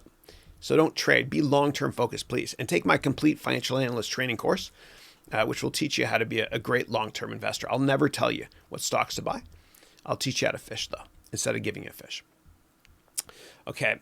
In terms, and for finance, that will help as well, because in that course, I talk about many different financial analyst roles in a fun and engaging way as well, I humbly think, with a lot of awful dad humor. But just look at the reviews. It's done okay. It's been good. Thank you. All right. And then you wrote here marketing. Yeah. I would say that like social media marketing, probably Gary Vaynerchuk. Gary V is his name. And he's got a lot of great books as well. And you can download them on Audible and listen to them. But Gary Vaynerchuk, if you go to his website, just do a search on Gary V. If you scroll down, you'll see what's called 86 Pages of Insanity, which is basically an 86-page PDF slide deck you can flip through that will tell you what your social media strategy should be. Yeah. Yeah. And I've got a marketing course coming out soon on Udemy as well. Yeah. Okay. And Seth Godin is great, actually. He's amazing. So read Seth Godin's books. Take his courses on Udemy as well. He's awesome. Yeah. Okay. Next question is, what do you think the next fintech innovation should be? And could you elaborate on the importance in today's scenario? Yeah. So financial services has been a very regulated market for decades. Same thing with healthcare. And that's why we haven't seen enough innovation in the healthcare sector in financial services. You're seeing some deregulation right now. But I think that payments is still big. And it seems like every great payments company is founded in Ireland. I love Ireland. So payments is big. And I still believe in cryptocurrencies. A handful of them actually. 98% of them are scams. But when you look at cryptocurrencies, what I want you to also think about is a lot of times during a gold rush, the people that make money are the ones that sell the axes, pickaxes, jeans, whatever it is, like the gold rush in 1849 here in the Bay Area. I want you to look at companies that benefit from the growth in cryptocurrencies. Look at platform companies, wallet companies, exchanges, etc. Those companies will eventually go public, eventually. But I think those are some of the best fintech investments because they're somewhat cryptocurrency agnostic. It doesn't matter which cryptocurrencies do well. They do well if people buy any cryptocurrencies. So that's the type of due diligence I would do. And you can also take my complete cryptocurrency course. Yeah. And go to my website, harouneducation.com. You get all my courses there. Thanks. All right. Omar saying good morning, Chris. Same to you. Manas. Oh, Manas, how are you? So, Manas, I noticed something, Manas Roy. So you, late last night, around midnight or so, 11 or 12, I was preparing for this morning's webcast. And I noticed that you put in a ton of great questions. And they actually got deleted. And the reason is because you have to wait usually until like 4 or 5 a.m. San Francisco time before you post them. But great to have you. Thank you. Thank you. And then you wrote here, do your kids earn? How, please? Elaborate. Yeah, absolutely. Yeah. So my son, Matthew, he actually is doing quite well. He started a Twitch channel and he teaches Clash of Clans. And Clash of Clans is fun. And it's actually a great game to use to teach kids about business. Because in that game, you focus on saving, protecting, and making money. Saving, because the gold mills, okay? Protecting, because of walls around it, okay? And then making money because of the gold storage products there as well. So check out Clash of Clans if you want for that, if you want to teach your kids on how to learn about investing. Another thing I use with my kids is SimCity. And I know this sounds out there, but SimCity, if you play it, you can, and I like the desktop version from 2013. And unfortunately, Electronic Arts, which is based here in Redwood City, they kind of butchered Maxis. So Maxis probably won't make many more games about SimCity. But SimCity can teach you a lot about business and about bonds and about fiscal management, budgeting, that sort of thing. It's fun. Check it out. So I do that with my kids. So my kids are making money, especially Matthew. He's doing really well on Twitch with video game streaming. Although he knows, so he gets frustrated because on Thursdays and on Mondays and Tuesdays when I teach my MBA degree students, he's not allowed to do it because he'll hog the bandwidth. So he does well there. Aside from that, like I have all three of my kids work for me as well. They do stuff, and you get tax breaks as well if your kids work for you. You do. But I have them working for me just because I want them to learn about business. So here they are right here. Yeah. So they help me with little jobs here and there. Yeah. And what we used to do was we actually imported a ton of stuff using AliExpress.com. And we imported hundreds and hundreds of iPhone cases for like 95 cents each. And we sold them for $10 each on eBay years ago. And what I did was I put up on the fridge 3 pieces of paper for each one of my kids, Matthew, Andrew, Dylan. And on those one-pagers were 200 boxes.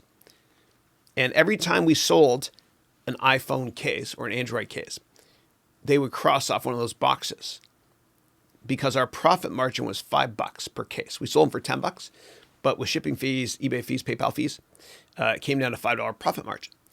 And so once my kids sold 200 of them, that's $1,000. Okay. They got, and then I bought them the iPhone because they made it. I don't want to be that dad that helped my kids become entitled. So that's what we did. And you can look at that as well for arbitrage opportunities or mispriced assets. It's getting harder to do now because a lot more people are doing it. But just for ideas, you can actually go to AliExpress.com and look at products that might potentially sell on eBay. And if you do it, make sure to do it 1 or 2 cases or whatever it is, whatever product it is, 1 or 2 products initially, just to see if they sell, and then scale it from there. Yeah. All right. And then Menas wrote, hope all is well. God bless you and your family. Thanks for the book. Keep going. Thank you. And thank you for all your emojis there too. I love them all. Awesome. Thank you. Especially that one looks like this. Yeah.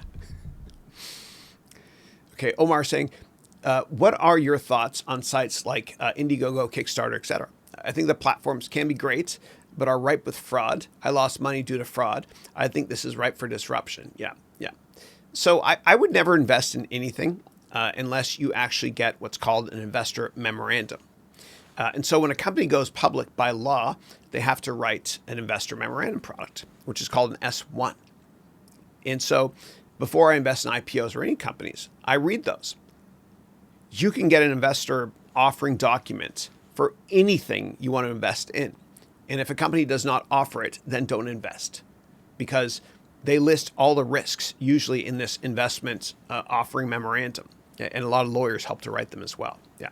So I'm a little bit skeptical when it comes to Kickstarter, Indiegogo. Yes, a lot of great products that come out of it, but to your point, there's been a lot of fraud. Yeah. And there's usually a lot of fraud in brand new markets. Like around the gold rush, there were snake oil salesmen that defraud a lot of people. With Internet Bubble 1.0, there were a lot of people that defrauded others, including WorldCom, Bernie Evers. He's in jail, I think, still. And same thing with cryptocurrencies. There's a lot of fraud. And I think a lot of people in the crypto market are going to go to jail. They'll go to jail because on YouTube, what a lot of these crypto people do is they will pump and dump. Okay, so they will tell you to buy a certain cryptocurrency. Then everybody buys it. Then they'll sell it. Then they'll tell everybody to sell it. Everyone will sell it. Then they'll buy it again and tell everyone to buy it again. Rinse, lather, repeat. Very unethical. But this is what happens with new markets. It's like the wild, wild west with the land grab. You know, America in the 1800s, you know, there was a lot of corruption. You see in old cowboy movies, and okay, I'm going there. I play Red Dead Redemption Part 2. It's one of the best games ever. That and GTA. It's the same company that made it, Rockstar Games. The parent company is Take-Two, ticker TTWO. But in Red Dead Redemption Part 2, which is a masterpiece, it's America in 1899. And there's a lot of lawlessness as well because it was a new market. And so there's usually fraud that occurs in a rapidly growing brand new market. You know, there's always unethical people trying to scam others. And once the market becomes somewhat regulated by governments, then the amount of fraud goes down a lot. Now, cryptocurrencies are not regulated by governments. They're regulated by the laws of mathematics. And so there is a lot of corruption in that area. And if you want, you can take my complete cryptocurrency course, which has 49 steps to help you make sure that you're not getting defrauded. And I teach this stuff in my MBA degree program in much more detail as well. Yeah. Next question, Omar is saying, how does one identify markets that are ripe for disruption to invest in as an investor or to create a business? Yeah. So just think about markets that have not been disrupted yet. The taxi industry, of course, has been completely disrupted by Uber and Lyft, etc. So think about what markets are still running today like they ran, 50 or 100 years ago. That's what I would do. And also think about markets that are starting to get a little bit deregulated, like financial services or healthcare, because you usually see a little bit more innovation in those markets. And for me, my favorite type of investments right now are life extension companies. So biotech companies that can add years to your life with different healthcare products. And God willing, somebody like a Gilead, ticker GILD, somehow finds a cure for this awful COVID crisis we're going through. Yeah. But the bottom line is just think about markets that are still run today the way they were run, or businesses 50 to 100 years ago. Those are the ones that will be disrupted next. Yeah. And product cycles are getting smaller as well. So, there could one day be a search engine out there that takes share from Google, right? So anyway, just look for it. And speaking of Google, there is no Google yet in the cryptocurrency market. I'm still looking for it. It doesn't exist yet. Bitcoin is great. They kind of had first mover advantage. Ethereum and Ether, which is the token that runs the Ethereum platform, it's not there yet either. But I'm looking for the Google of the cryptocurrency sector still, and I can't seem to find it. Yeah.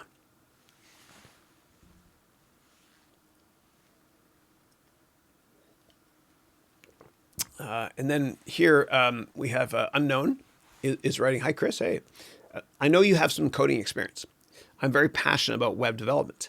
What do you think about this field and opportunities in Web 2020 and beyond? Thank you." Yeah. So what I would say is anybody interested in coding, and anybody can do it, doesn't matter how old or how young you are.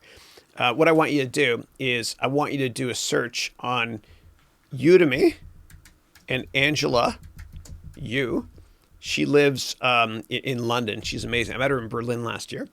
And she was a doctor. And she decided, I'm just not passionate about being a doctor. And so she teaches now about coding. And she's got the best coding courses on the planet. So take this course here. It's called the Complete 2020 Web Development Bootcamp. I think it's a great investment in yourself. And I don't get brownie points with Udemy mentioning this stuff because it's just an algorithm. But I think it's worthwhile. And there's a 30-day, 100% money back guarantee. Yeah. So I would start with her courses because they're engaging, they're fun, and she can teach. Okay. But when it comes to web development, I'd be careful with just the basic HTML stuff. It seems like that market is very crowded. There's a lot of brochureware companies out there that will make websites for you for next to nothing. I try to come up with some proprietary service, maybe some sort of plugin into WordPress or Squarespace, whatever it is. Like what I'll show you what I've been doing lately, actually. So this will be interesting. So I do a lot of coding as well. But when it comes to web development, I just don't have the time to do a lot of this. So what I'll do actually is I will go and I will license plugins rather than coding it myself. And so what I do here, I'll show you here on my my websites. Here it is here. Here's Shark Virtual Reality, my fictitious company. So if we go here, I'll show you. So what I do is I actually started to use plugins. So you see this here? So on my website, this is just pricing for one of my products. But what I did was I actually got this from this company here, which is called Elfsight. And it's an amazing company, right? And so I pay like $8 or $9 a month, whatever it is. And they always have sales, as you can see down here, for certain plugins. And here's one of the plugins. And by the way, when I mouse over this, nobody sees that except for me. And so I got this widget from there instead of coding this in JavaScript or Python or whatever it is, right? So it's a little plugin. And all I did was what's called a code injection onto this web page here. It's really, really easy to do, right? Let me actually show you how to do it. So this is the script here. And all it is this here. Let me move it over so it's not behind my face. So all I did was I copied this from Elfsight's website here, right here, code injection. Also, what I did was, I go cancel here, for student testimonials for my MBA degree program. I did the same thing. I got this from right here, the same website. And it sets it up, and that's what the code looks like there. It sets it up nicely like this. Let me cancel. I don't want to screw that up. But here I've got all of my students, and you can click through to go to their profiles, LinkedIn, etc. Yeah. All right. Next question. It's Stavros saying, hi, Chris. How are you, man? Hope you're doing well. Next is, Chris, what kind of diet and life hacks do you do to stay healthy and energetic? Yeah. So what I do is my latest thing is this. I have this Ninja Bullet product, and they're not that expensive. And what I'll do is I'll put greatest hits of every antioxidant I can think of. It's darker color because I put in a lot of acai, which is a great South American fruit that a lot of skateboarders use. I'm not a skateboarder, but it works for them and me. I also put in omega oil, a little bit. I put in whey protein. There's a bunch of green vegetables in here as well. Kale is the best. It's a superfood. I love it. I also put in some mushroom extract. I'm not going to go there, but it helps with your cognitive abilities. I put in raw ginger root, cinnamon, and lots of other things too. Tons of it. So this is kind of like an elixir. This is my antioxidant drink. So I make this, and this will feed me for half the day. It's great. And I drink Bulletproof Coffee. It works for me for cognitive abilities. And I biohack a lot. So I take this every day. I'm not sponsored, obviously, by anybody, but I take these vitamins every day. And I also take a bunch of other substances, not those types, but substances that were introduced to me by the head of engineering at Google, a brilliant man named Ray Kurzweil, whose pet project is life extension. And he sells his vitamins as well online. Yeah.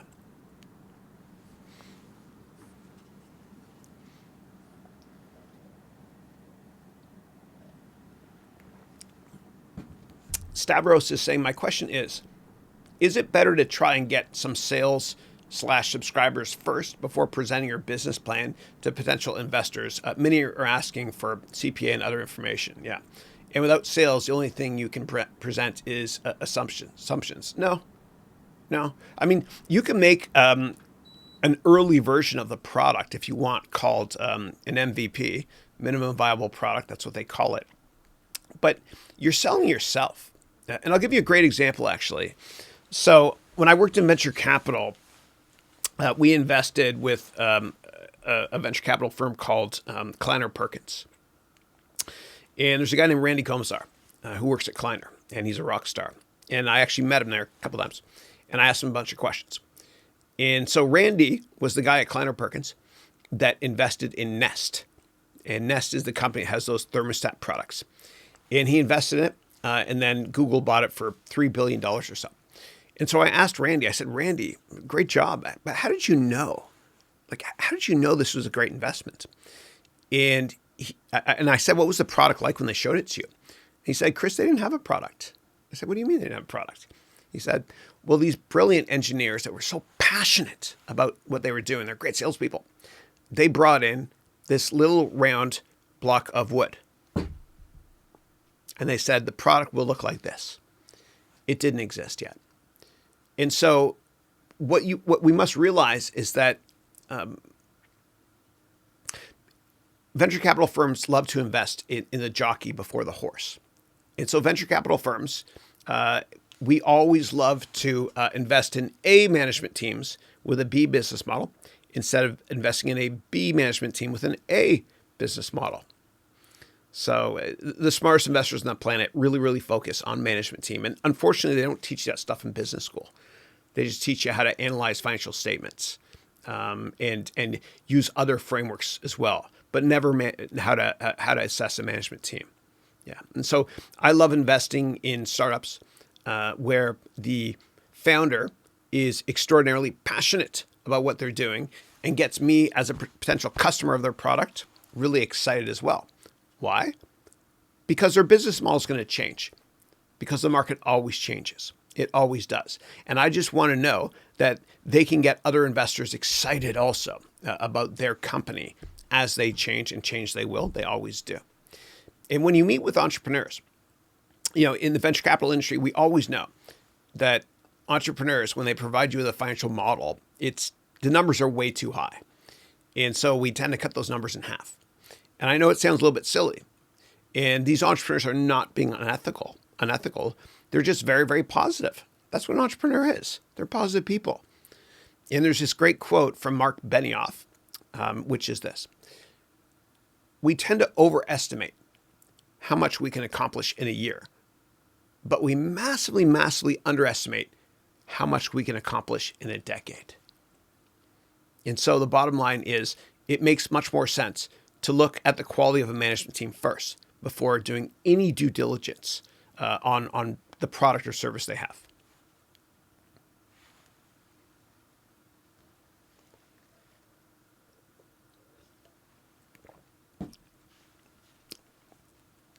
Hey, Javier, how are you? I actually, good to see you. You wrote, thank you for answering my question last week. I really appreciate it. Very insightful. I'm reading your networking book. Awesome. Thank you. Excellent. And this is the one that Javier is referring to. You can get it on my website for free. It's HarounEducation.com. Yeah.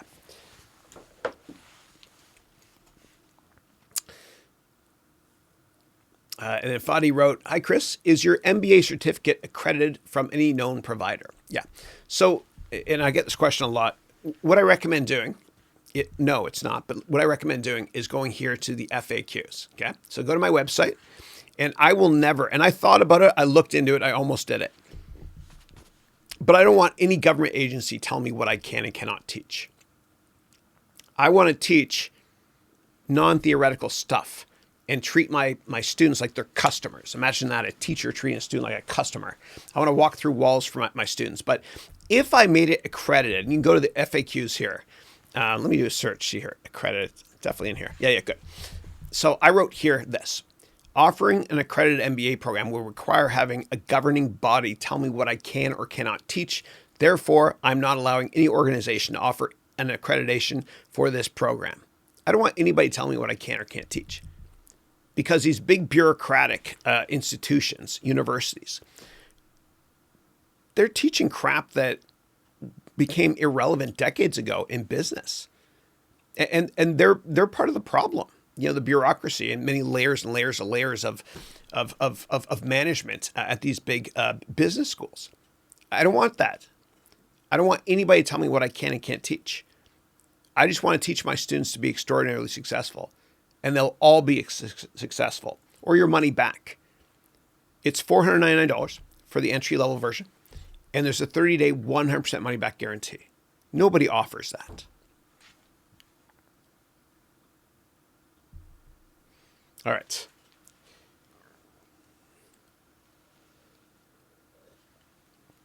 All right, next up, Javier wrote, you do many things: courses, classes, live sessions, writing, and more. What's your system or method to ensure you can do the high priority things across the board: family, enterprises, faith, etc.? Thanks. Yeah. So I think what really helps me a lot is a couple of things. Number one, I love doing what I'm doing. I don't have a job, I have a passion. And I used to do these calls all day long. Like if you go to my website or to my YouTube channel, go to October 31st webcast. I did 9.5 hours straight without getting up once. I just love doing what I'm doing. And that gives me an amazing amount of energy as well. Just knowing that you're helping people makes you feel good, man. Makes you feel real good. Yeah. We're all in this together. So that helps. I'm passionate. Another thing is diet. You are what you eat. Or now that everybody's going organic, you are what you eats. I'm very, very careful with my diet as well. And I make sure that I only consume things that are going to help me to be more productive, right? So I don't eat fried foods and all that stuff, which will bog me down. Also, I schedule in exercise every single day. And I work out with my son, Andrew. It's this guy here in the blue shirt right there, see? He's 16 now.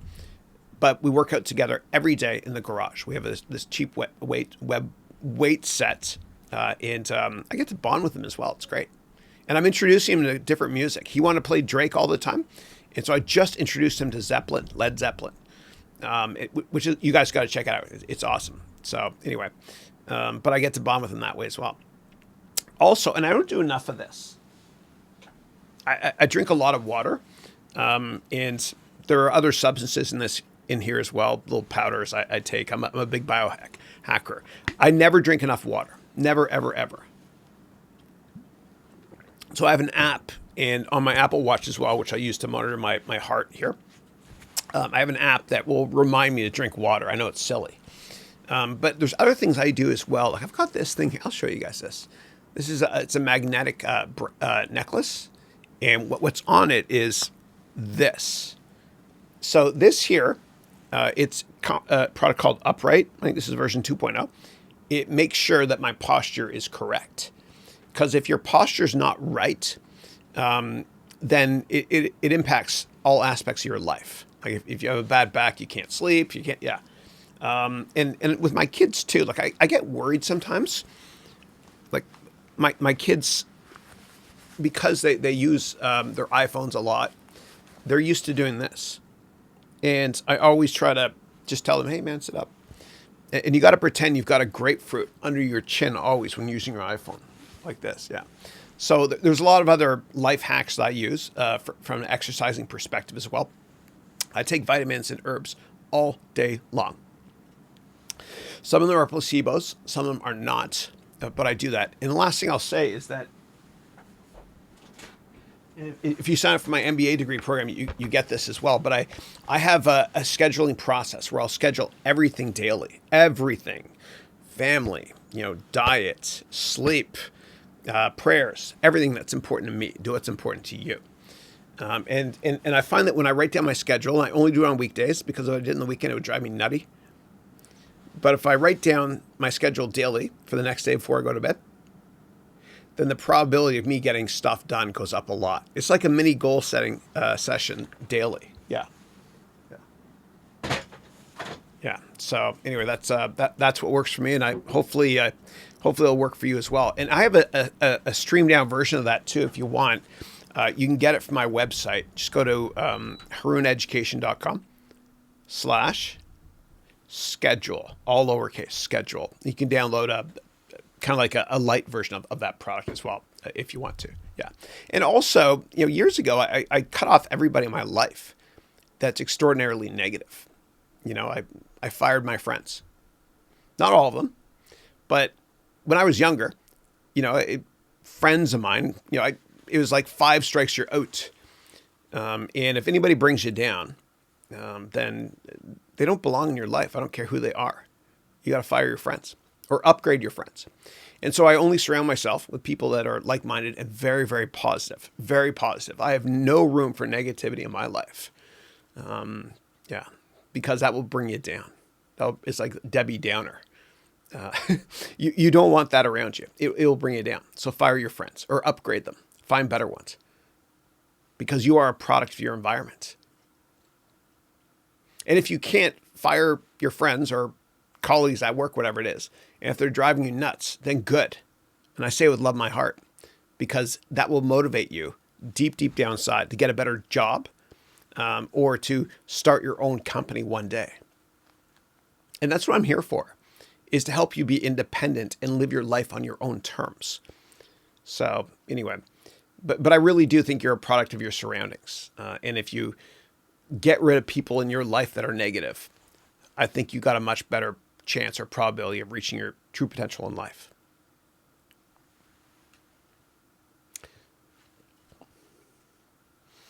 And Javier wrote, I'm starting a Udemy course, and for now I'm using OBS.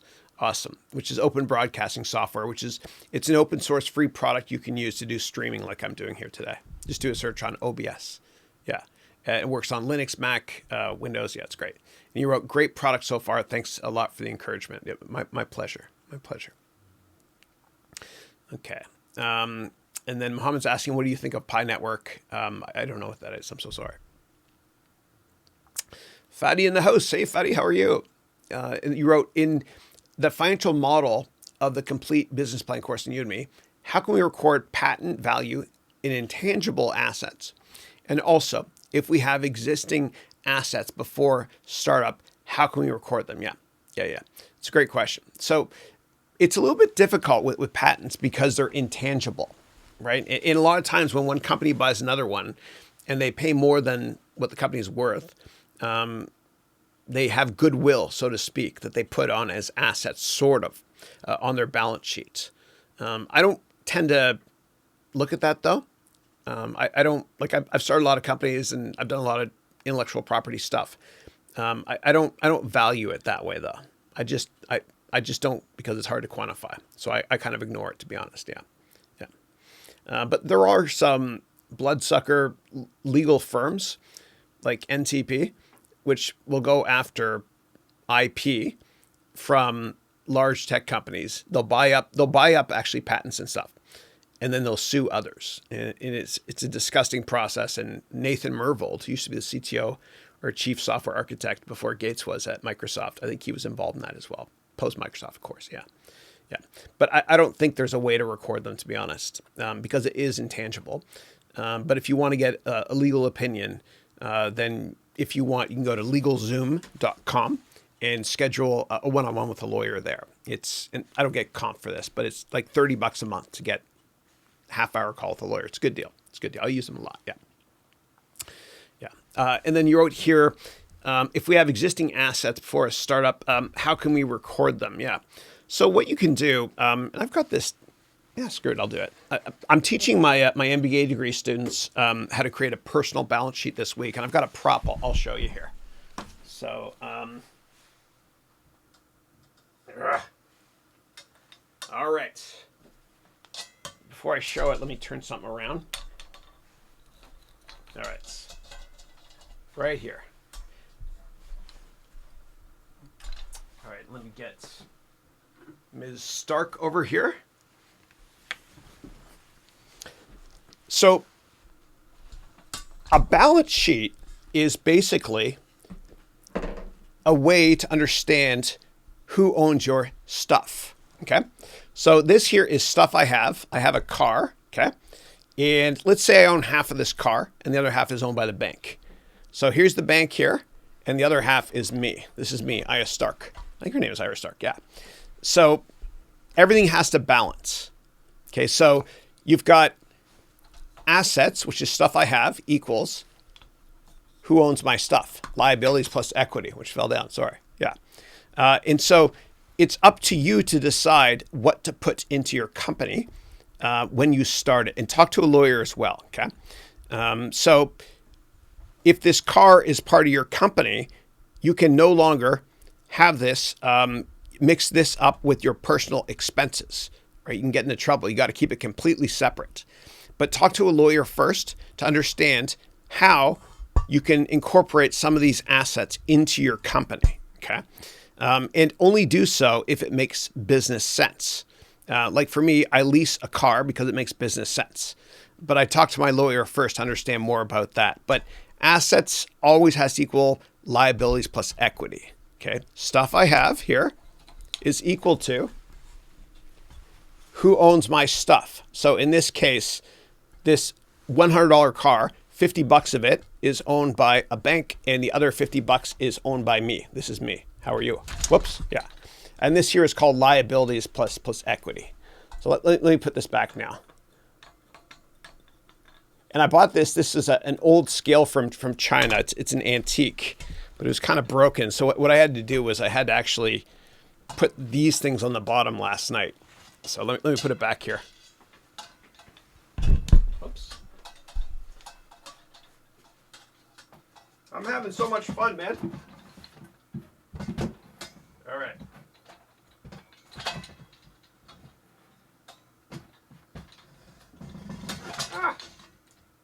All right, we're good. We're good. And it took me forever to balance that last night. I actually had to, in the piggy bank, I had to get a bunch of rocks and drop them in on the underside just to make it balance. But yeah, it's fun. I love teaching in different ways. ways that people have never taught before. And if I'm not being creative, when I try to teach, it's just not fun for me, and it's kind of like when you were younger in school, do you remember everything or anything that your third grade teacher ever said? Even one word? No. Do you remember what your friends brought in for show and tell? That object or whatever it was? Yes. That's why I love teaching with props. It's fun. It's fun. Yeah. Or I get bored, like I love to make it visual and just have fun doing this. Because you should have fun when you learn, right? All right. And if I missed any questions in between, please paste them again. Thank you. So Mamadou is saying, hi, Chris. I'm taking your accounting and valuation course right now, and it's great. Thanks for your help. My pleasure. Thank you. Thank you. And in that course, actually, you'll notice there's a lot of PowerPoint slides with animation. And so for my MBA degree students, I try to step it up and teach with other objects as well, just to make it more fun. More fun, yeah. And actually, you'll love this. I actually taught my accounting or my MBA degree program students about financial analysis by using a banana and a blender. And what I did was, and this will help you actually for the rest of your life when you think of ratios, okay, or any equation. What I did was I had a bunch of glasses that were empty, and I had a blender and one banana. And I put the banana in the blender and milk, and I pushed the blend button. And then what I did, and there is a point to this, okay? Then what I did was I poured the milkshake into, and it ended up being 3 glasses. Okay.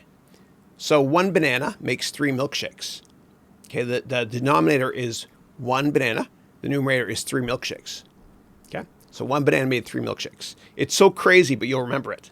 Now, what does this mean with accounting and finance? So when you look at net profit margin, what that means is for every $1 in sales, how many, on the denominator, like 1 banana, for every $1 in sales, how many pennies of profit are you making? So if for every $1 in sales, you make 30 pennies in net income, then that's a profit margin of 30%. For every $1 in sales, you made 30 cents. Just like for every 1 banana, always think of the denominator as being 1. For every 1 banana, you made 3 milkshakes. Okay, always do that. So whenever you see, say, return on equity, that means for every $1 in equity, how much net income on the numerator? Okay, so if $1 in equity, which is assets minus liabilities, equity means stuff you own. For every $1 in equity, how many pennies of profit do we make? Okay, so anyway, same thing with return on assets. For every $1 in assets, how much net income do we make? It's a different way to think, and it's more fun as well, because accounting can be pretty dry. And you know what? I got a D in accounting the first time I took it at McGill University in 1991, actually. Disaster. I thought my life was over. But I got a D because I was memorizing accounting and not understanding it. And you can do well in high school if you memorize stuff. But once you enter, the real world and university, you can't get by just memorizing stuff. You got to understand stuff. And when you understand equations, really understand them and enjoy them, you'll never forget it.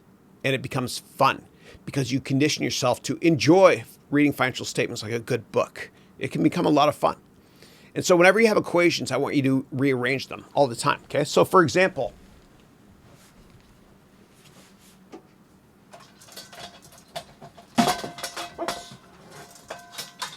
I'm going to teach you a balance sheet.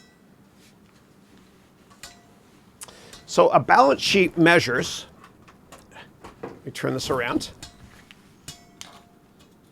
put this on the right way here. Okay, it measures stuff I have, right? So I have a car right here, a car, and then who owns my stuff, okay, is over here. Whoops. Yeah. Stuff I have and who owns my stuff. Well, this car, let's say that I only put down $50 on it. It's worth 100. Half it's owned by a bank, and the other half is owned by me. This is me, by the way. Pretty badass for you Game of Thrones watchers there. Okay. So, and this here, stuff I have is owned by these things, a bank and me. This is an asset. Okay. Assets. Who owns this asset? Well, it's partially owned by me. Equity is me. Equity means ownership. And then I'm liable to pay back the rest of it. So it's owned by a bank. This is a bank. And by me. Okay, so assets equals liabilities plus equity. Okay, so stuff I have here is equal to who owns my stuff, which is also reworded as follows. And I had fun with a wood burning machine making this. Burned myself too, but I had fun. Who cares? So assets are equal to liabilities plus equity. Okay, that makes sense. So stuff I have is equal to who owns my stuff. Assets is equal to liabilities plus equity. Rearrange that. Equity is equal to assets minus liabilities. Okay, so give me 1 second. We'll have this aha moment right now. This will be fun. All right, so let me take it down here now. Okay, so this here is my asset. Okay, so remember that. This here is liability, and then that's equity up there. So let me put my toy away here. Ugh. All right, so this here, and let me make the table a little bit higher for you. Whee! Get some more real estate here. So this asset is a car, okay? And it equals liability plus equity. Okay, say it's a $100 car. And I put down $50 for it, and I got a loan for the other $50. Okay. Assets equals liabilities plus equity. Well, let's rearrange that formula. Okay, so if assets equals liabilities plus equity, then equity, which means ownership, equity equals assets minus liabilities. Okay. So equity, which means ownership, my ownership is equal to assets minus liability. Okay, I put down $50 to buy this, and the other $50 was a loan. So my ownership, equity, is equal to assets minus liabilities. Okay, and if you rearrange that the other way, assets equals liabilities plus equity, and that balances. Remember the scale. That's why I call it a balance sheet. Hey, it's fun, huh? Yeah. So I want you to always rearrange equations within finance and accounting and enjoy learning this way, a visual way. Always rearrange equations and see if they make sense to you intuitively. And also, whenever you look at anything that has divided by, like a ratio, I want you to think of one banana, or one on the numerator, on the denominator. So one on the denominator, one banana. And the numerator is how much stuff is made by one. So if my net profit margin was 30%, what that means is this. So net profit margin means how much money you're making, net profit divided by sales. So that means for every $1 in sales, I make 30 pennies in profit. Okay, 30%. 30% net profit margin. I want you to think of it that way. Just like this. What is my return on equity?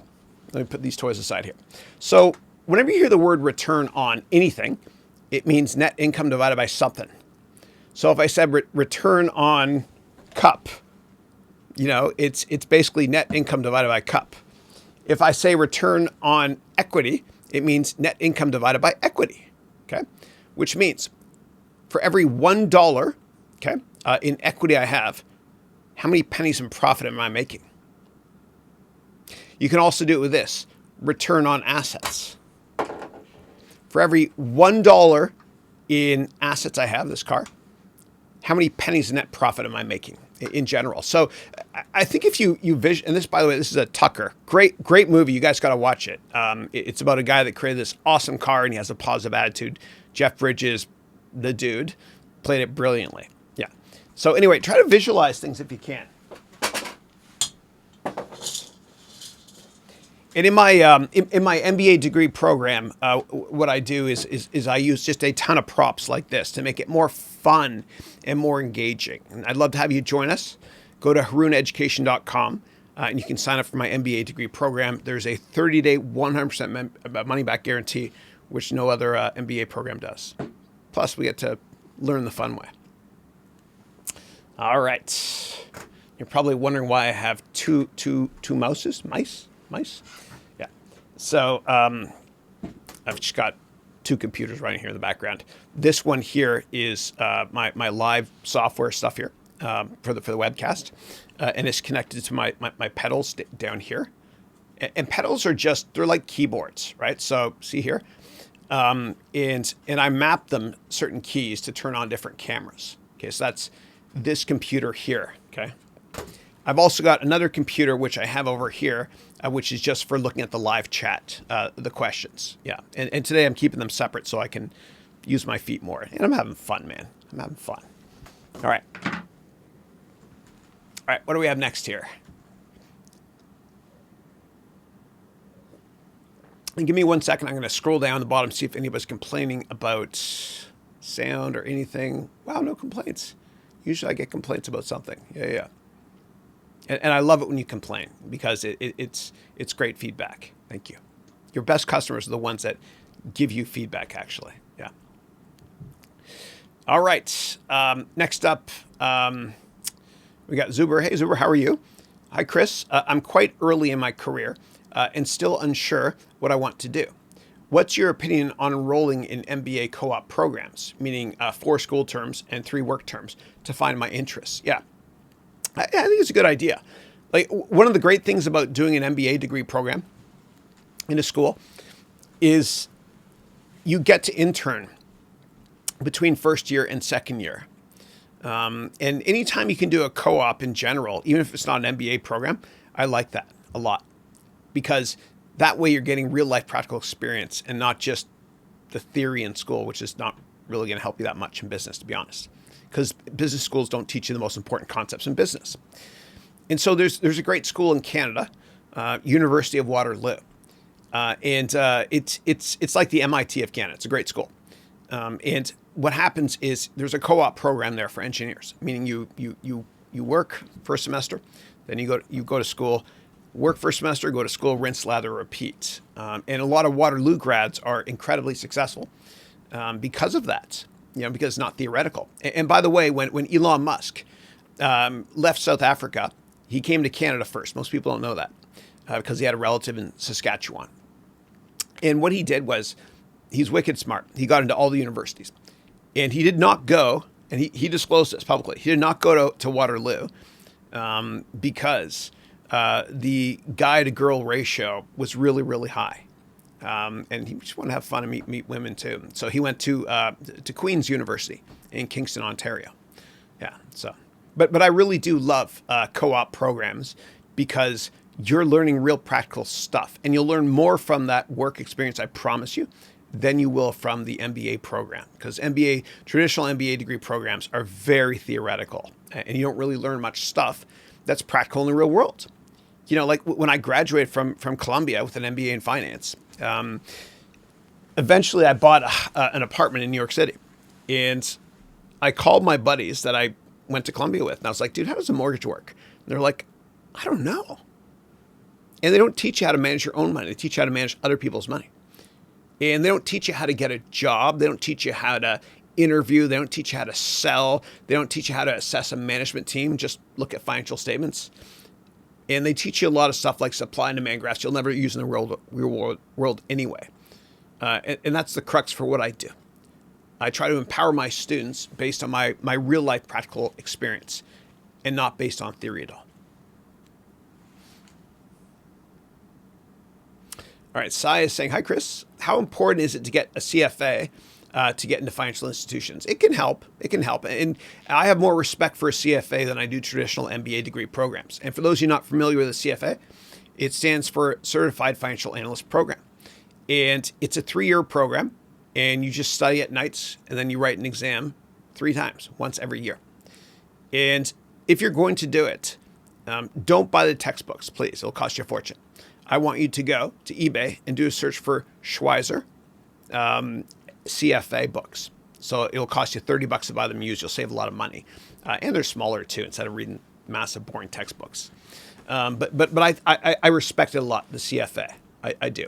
I think it'll help you from a credibility perspective. But what I think is more important than a CFA, a million times more important, is the ability to network. That's how you're going to get a job and customers. That's just the way the world works. And you can get my networking book. It's 200 pages for free. And I guarantee you, it'll help you find your coveted job and will help you more than a CFA will. And it's free. So go to harouneducation.com and you can download this book. It's over 200 pages. And there's a couple of hours of YouTube links I created for you as well that I filmed as well. Yeah. All right.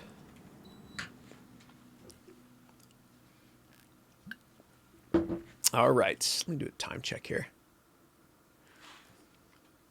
All right, good. We got about an hour left. Awesome. And if I don't, and if anybody is, and I saw some of my MBA degree students ask questions as well. If I don't get to them, just ask me on MBA student only office hours later today, or during our one-on-ones, please. Thanks. And if anybody else type questions, and if I don't get to them, just paste them again next week, please. Thanks. All right. Next up is Moisha is saying, hello, Chris. Hey, man. I asked my question nice and early, but notice it is not on your list. Yeah. So what happens is this. If you post your question usually before 4 or 5 a.m. my time, it doesn't show up. And so what you have to do is you have to post it within a couple hours before the call. If you do it way too early, it gets lost. It's kind of a glitch in YouTube. And you wrote, I look forward to your seminar next Thursday. Fantastic program. Kindest regards. Thank you. Appreciate it.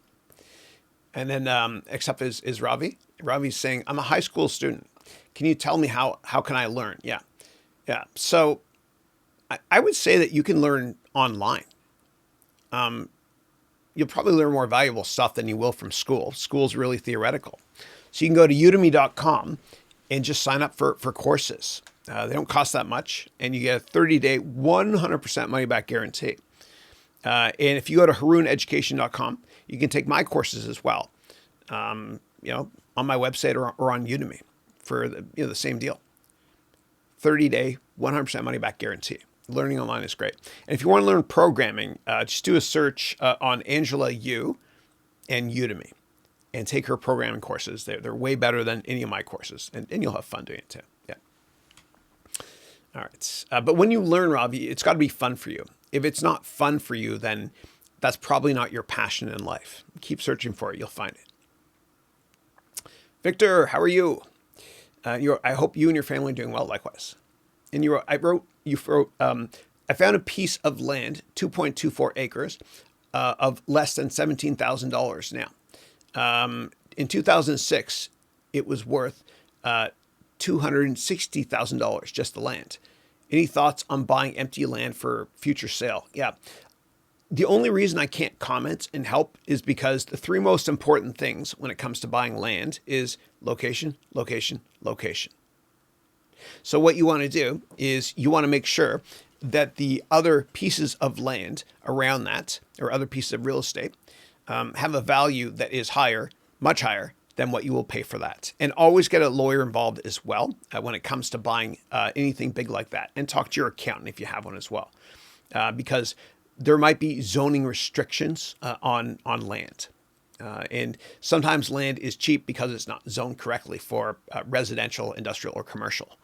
And if you get a chance, play SimCity, because that will teach you, it's fun. It'll teach you a lot more about real estate as well. Because in SimCity, when you create buildings, you have to think of it in terms of 3 different scenarios: residential buildings, commercial buildings, and industrial buildings as well, property. And you zone it yourself in that game.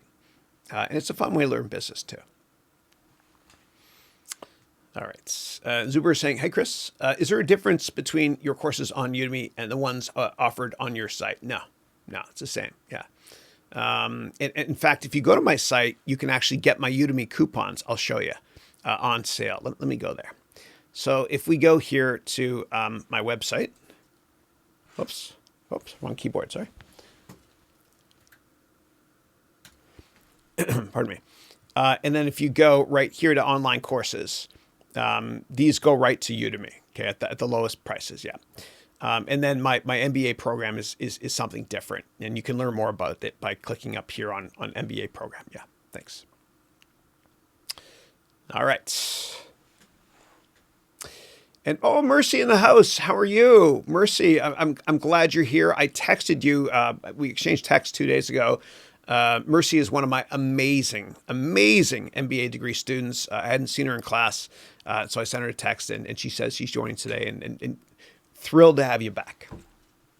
And Mercy lives in Victoria, on the west coast of Canada. And again, she's one of my amazing MBA degree students. Great to have you. Okay, Derek is saying, okay, cool. Thanks, Derek. Joao is saying, Chris, does the selection process to your gold and platinum MBA work? What should a candidate application have in order to get accepted? Yeah. So you can go to my to harouneducation.com to check it out. And I'll go there with you really quickly because I've got FAQs here. So if we go here, just to my website here, yeah. And then you go here to the MBA program. And then on the left side here, you can write requirements or click requirements. No prior formal education is required. Yeah. So all you need is computer with internet connectivity, which you have, and Microsoft Excel. That's it. Yeah. So, and if you get into if you sign up for the silver program now, and you get into the gold and platinum version, obviously you get $500 off because that's the price of the silver program. Yeah. But I don't think it's fair to try to accept people that, come from Ivy League schools or whatever it is, or Oxford, Cambridge. They probably, a lot of students got into these great schools because their parents went there or because they were born with a silver spoon in their mouth. It's not fair. And the whole USC scandal, where parents were paying off people to fabricate their applications so they can get in, disgusts me. And the problem with education is there's unbelievable elitism globally, class-oriented, and it's not fair. And there are probably millions and millions of students that only got in because their parents made a big donation. It's not fair. My favorite type of person on the planet is somebody that is poor, smart, and hungry, and not entitled. And I want to take that diamond in the rough and turn them into an amazing business person so that they can make a dent in the universe and start an amazing company. Yeah, that's what drives me, yeah. Okay. And Robbie is saying, how do you find your passion? Yeah. So here's one way to think about it. If I told you that for the next 30 days, you're not allowed to work, you're not allowed to go to school, and you're not allowed to travel, what would you do with your time? That's your passion.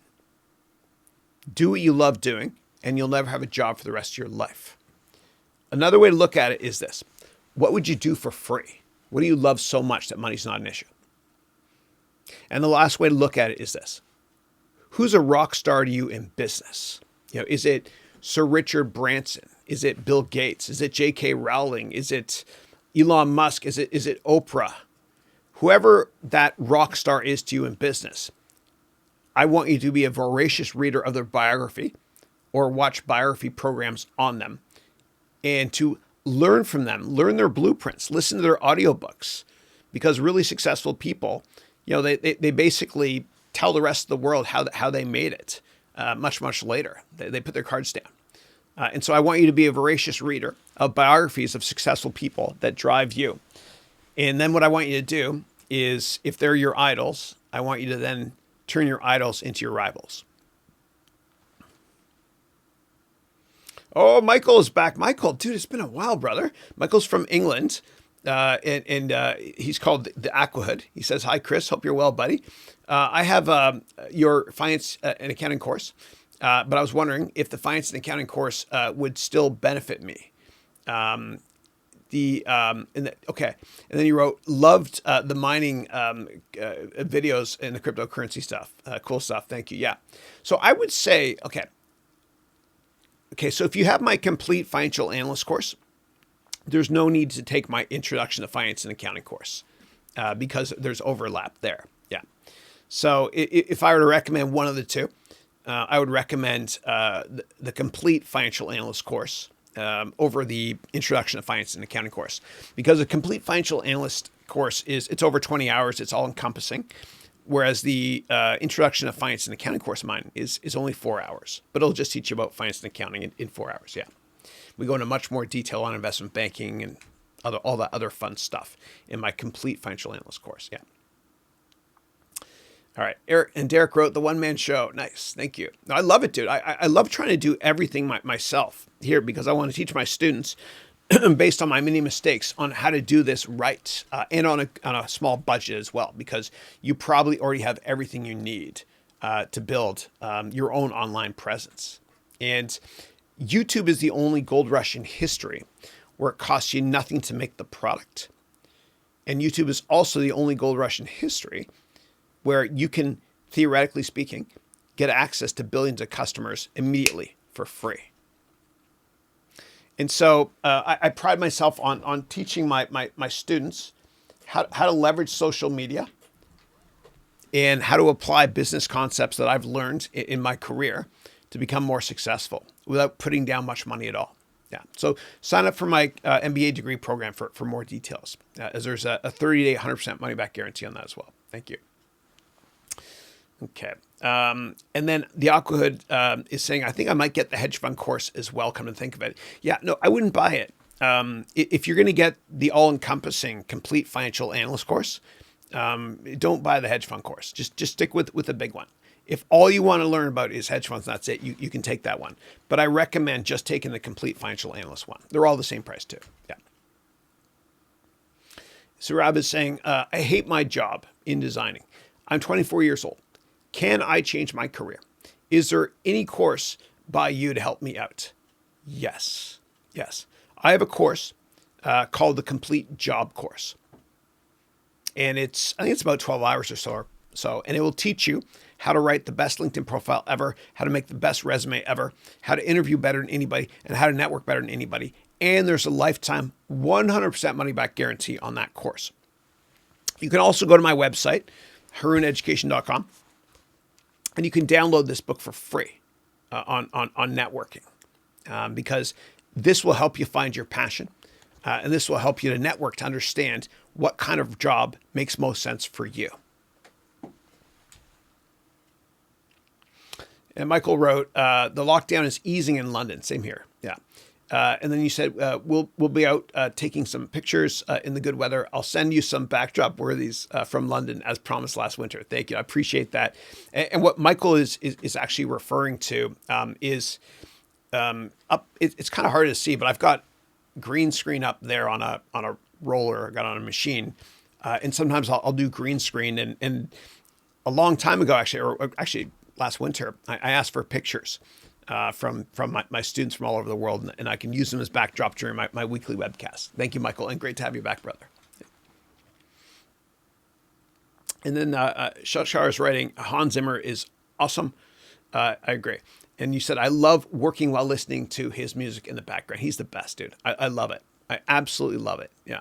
I like Vangelis as well. You know, it's a guy that did Chariots of Fire, and he did the original Blade Runner, which is one of my favorite soundtracks as well. I love it. I love the soundtrack for Blade Runner. Yeah. And Vangelis, by the way, he can't read music. Same thing with Paul McCartney. He can't read music. So they write from their heart, and they're successful because they love what they do. But the way that Paul McCartney learned how to play the guitar was he's writing, I think John Lennon's lefty, or maybe it's the other way around. And so John Lennon taught Paul McCartney through a mirror. That's how they learn. It's pretty cool. Yeah. Manas is writing, Dear Sir, Chris, please. I'll always call you this okay, so you can please elaborate. How did you maintain your old studio, which is shown in your 40 tips course?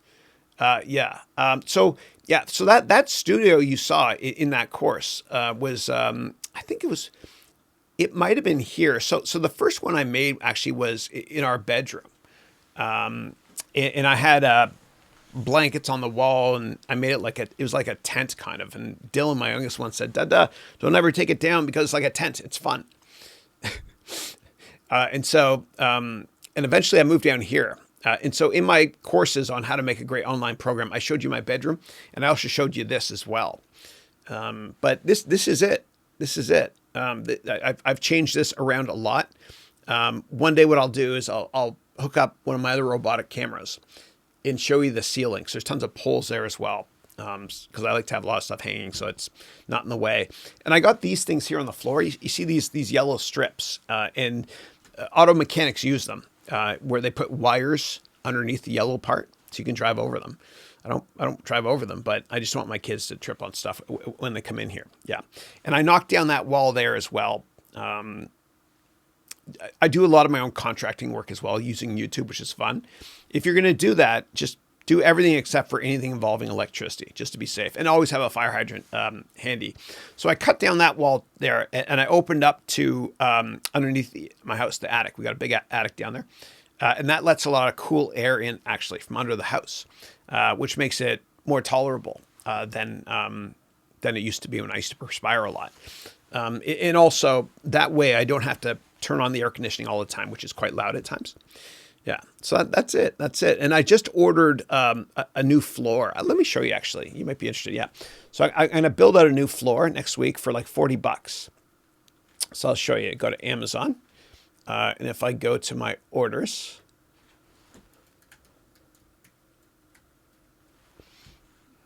all right, whoops. Did she change it?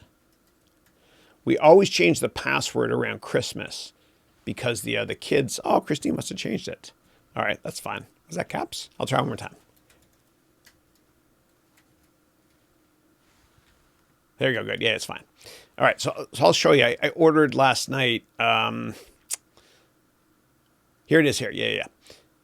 All right. So I got this here. And what I'm going to do is, it's actually mahogany. And it looks like this on the ground. And you can't tell, but you can actually, you clip them together.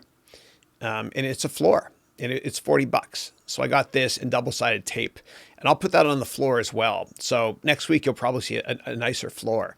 Yeah, and I love to do everything myself. Everything. It's just fun. It's more fun. Yeah. But I make a lot of mistakes, but that's okay, because as Michael Jordan said, got a great quote from him: "I can accept failure. Everybody fails at something, but I can't accept not trying."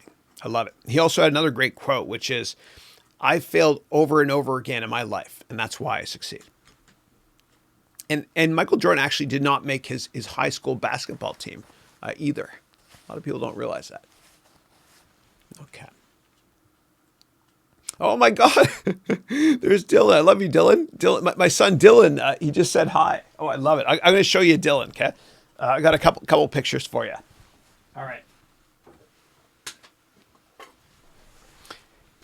Okay, so this here is, I'll show you my three boys first, and I'll show you this one here.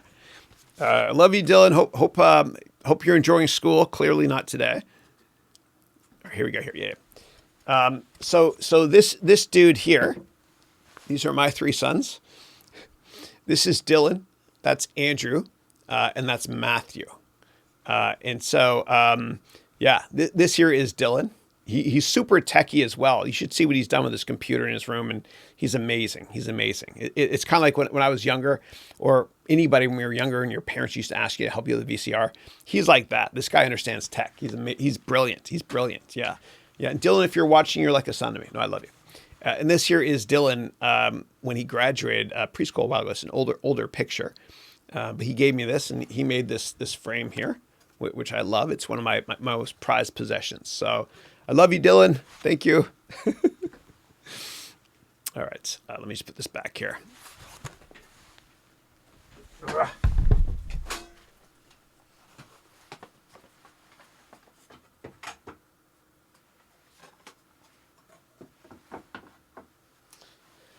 All right.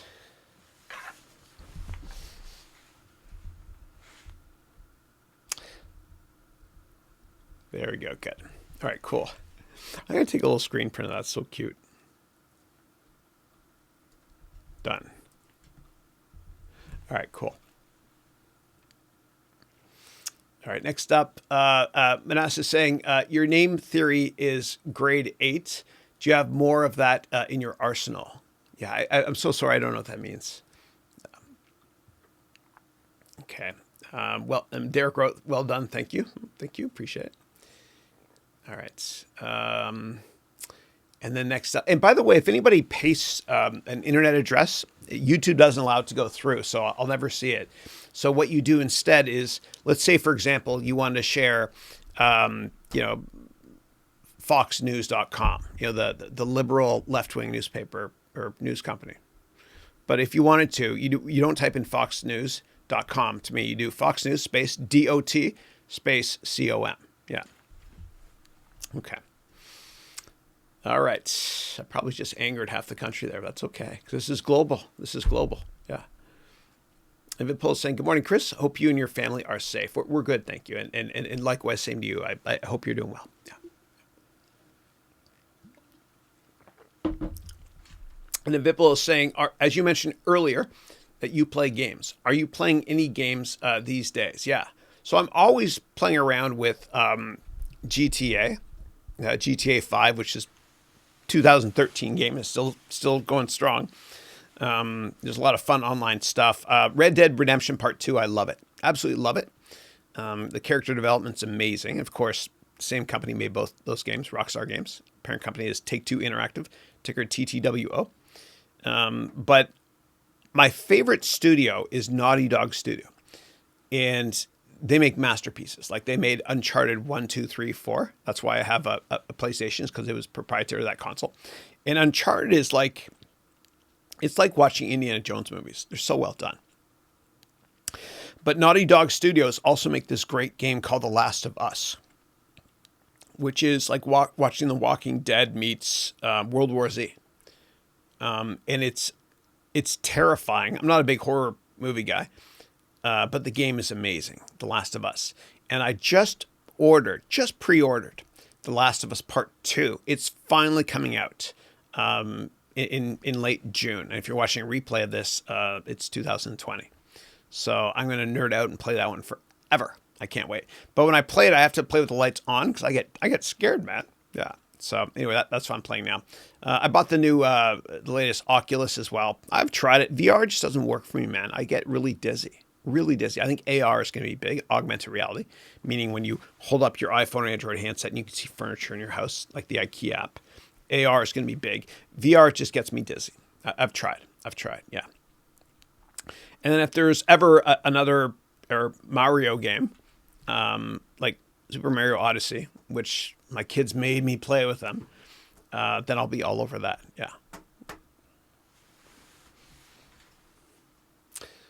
And Sai is saying, good morning, Chris. I really like your courses. Thank you. I appreciate it.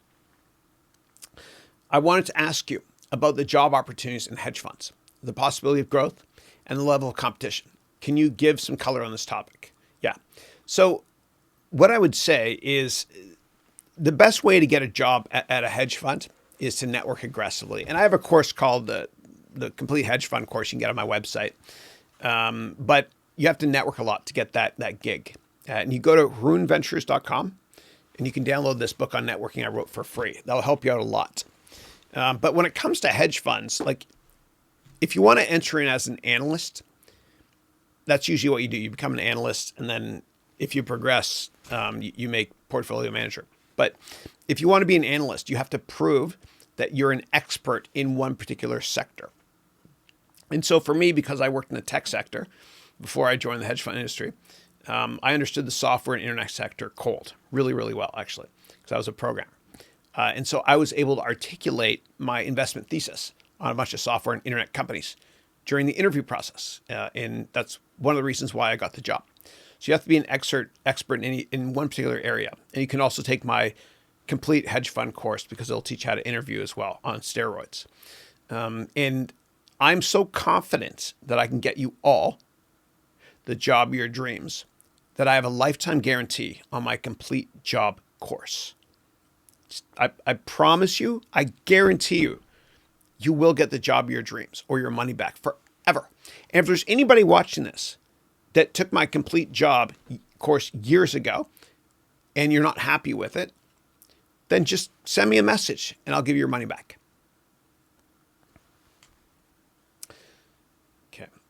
And Vipul is saying, Chris, I'm about to complete my post-graduation in computer science.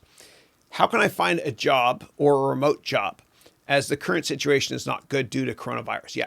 So I recommend taking, again, my complete job course. It's got a lifetime money back guarantee. You will get the job of your dreams, I promise you, or your money back. Yeah. And also, and I mentioned this a bunch of times today, sorry for being redundant, but I think it's helpful. If you go to my website, harounventures.com, you can download my networking book for free, which will teach you how to get a job or anything you want in life. And it's free too. Yeah. All right. I'm getting a bit hungry. Give me a second. I'm going to take some of my vitamins. I put acai in here. It's that purple fruit.